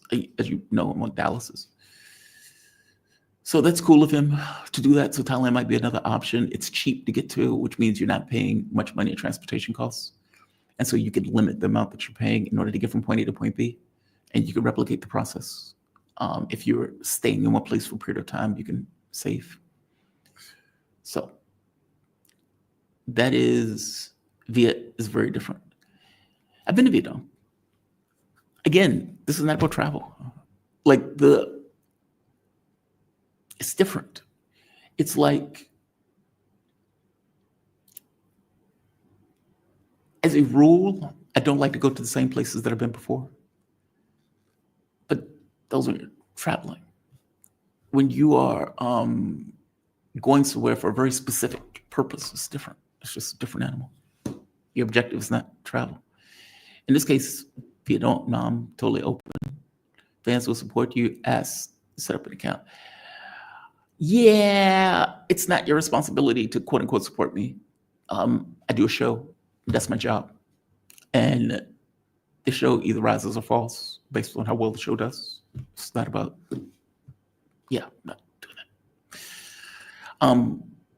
By the way, you can support through PayPal, Patreon, Super Chat, as always, but not make it a special thing for that. Fuck that. No, that's not the way this works. Either I do well enough on YouTube to cover my expenses because it's a job, or I don't. It's just that. There's no in between. There's no magic about it. Let's see. All right. I'm going to end this. Saggy but love. What? That is kind of gross. People say Asian women are bossy. Hello, logic fallacy. All women are probably bossy when they can be. Where's PayPal, Patreon link? It's all at the bottom of the video. But again, that's no different than I always say PayPal, Patreon, Super Chats, etc. But look, I don't say this. God, man, sometimes you say shit that makes me not want to say anything at all. I say it for transparency reasons, not because it's an ask. The transparency was important to me, and it was fucking with me being in Albania, not being transparent with my audience, because usually I'm transparent with my audience. No, it has nothing to do with, it's not an ask. It's a tell, if that makes sense. It's me communicating to the audience where I am and the reason that I am where I am. And that the reason is not travel. I was perfectly content being at home, eating Captain D's, eating Krispy Kreme, eating Kabuto's. Kabuto's is a Japanese restaurant in Richmond. Buying my joints and smoking those joints. Perfectly content doing so. No, it wasn't that. In fact, I didn't want to go anywhere. Now, at the point where I am out, then I am out. And at that point, the travel bug kicks in and it's like, okay, fuck it. What's next? But no, I couldn't believe I was taking this trip. I was taking this trip, fucking kicking and screaming. And the last one. Welcome back to Asia. Post-Malaysia, you would want to look into Xiamen, Thailand, digital nomad.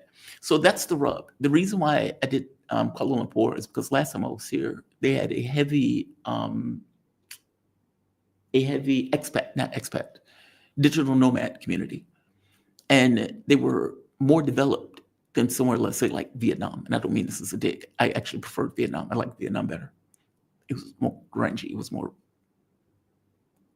God, I don't want to say that. I'm saying that poorly.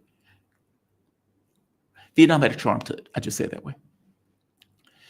The problem with Vietnam was I have to book treatments anywhere I go, meaning I have to pay for dialysis out of pocket. Because if I was in Europe, like if I was born in Europe, they would just cover them because I'm European. I'm not European, so I have to pay them out of pocket. So anywhere that I go, the treatments, in order to justify the trip, the treatments and the rent have to be less than what I would pay for rent in the States, or at the very least less than my combined bills in the States. I don't know a hospital in Vietnam. The last time I was in Vietnam, I fell ass backwards into a hospital. And that is not necessarily the way that's supposed to be done. But I effectively booked treatments in the wrong city. And when I booked them in the wrong city, I ended up going to a hospital who sent me to a public hospital. And I ended up getting treatments at the public hospital. I think they were like $80 a pop, if not less. And they ended up giving me money back in comparison to, let's say, somewhere like in Europe. Let's say, for example, if you are getting treatments in Britain, they might be $450 each. If you're getting treatments in Spain, they may be $320 each. In Austria, about $350, $320. In Portugal, I think I said Lisbon, about $300. Poland 156, Romania 156. Yes, I know them all around the world because I've had to get treatments pretty much everywhere that I've ever traveled. And I can tell you the price of treatments anywhere around the world, no bullshit. With the exception of Russia and China, I don't know what they are in those countries. Those countries are a black hole to me. Vietnam, though, because I went to a public hospital and I didn't book those treatments in advance, I didn't know the hospital or the people to contact. And I couldn't find the doctor's information that was there last time. So I couldn't book treatments in Vietnam in order to take the trip to Vietnam. Vietnam would have given me cheaper. And I would prefer to go to Vietnam, frankly, because it would have been cheaper. Malaysia was my second choice. And it allows me to remain at the same price point that I was at when I was in Albania, which is good because that price point allows me to save. In fact, it's a little bit cheaper because food is cheaper and transportation is cheaper. So again, I don't say this as an ask. I say this for transparency reasons. Some of the guests knew where it was because when you're booking the guests, sometimes they're in weird places themselves. But I did not want to disclose that shit to the audience while I was in Albania. I did not trust that at all. I didn't trust Europe in the least in disclosing that information. So hopefully there will be no fuckery when I get back into the States, because they have been apparently pushing opposition people up against the corner when they try to come back into the United States. Hopefully that is not an issue. But yeah, just that. Nothing changes for the show, by the way. Nothing at all. The show is still going to remain at the exact same time. Me making moves to deal with financial stuff has nothing to do with the channel. I keep seeing something flying in here. It's fucking with me.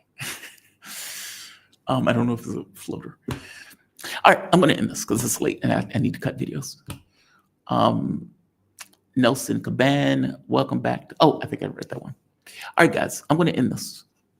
I'm going to say like, I'm going to say share, I'm going to say subscribe, and I will see you bright and early. By the way, I know I keep saying bright and early because I'm still in Eastern time zone.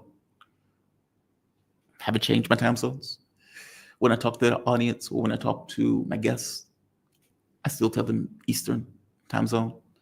At some point, I'm going to come back into the US and I'm going to be back on Eastern time zone myself.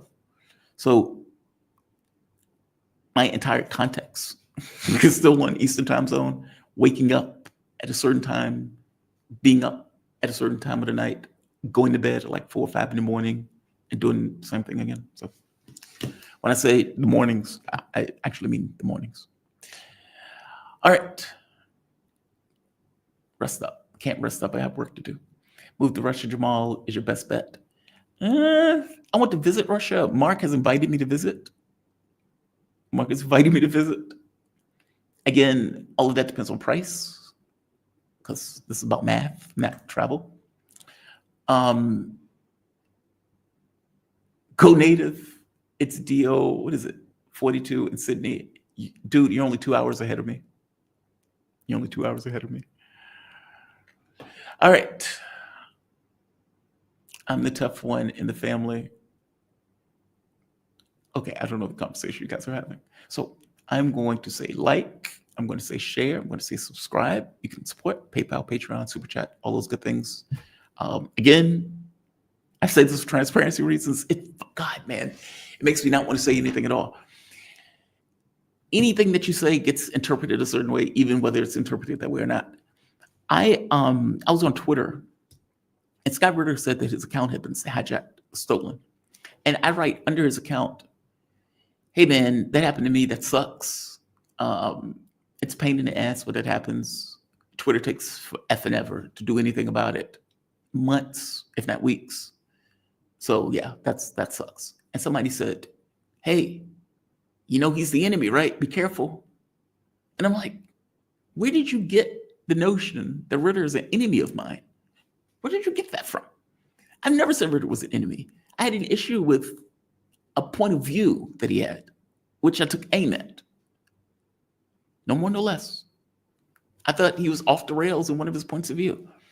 That it doesn't make him an enemy. Doesn't mean I don't like him. That doesn't mean any of that stuff. I disagreed with him on a very particular point of view. I guess my point is, it's hard to. It takes too many disclaimers to say shit, which is kind of why you don't want to say shit at all. All right, I'm going to end this. I'm going to say like, I'm going to say share, subscribe. I will see you guys bright and early tomorrow morning. And you all have a fantastic rest of your day. The videos will be out very shortly. Have a good one all. And thank you for joining. Jamal Thomas Morning Show, episode 162. Signing off.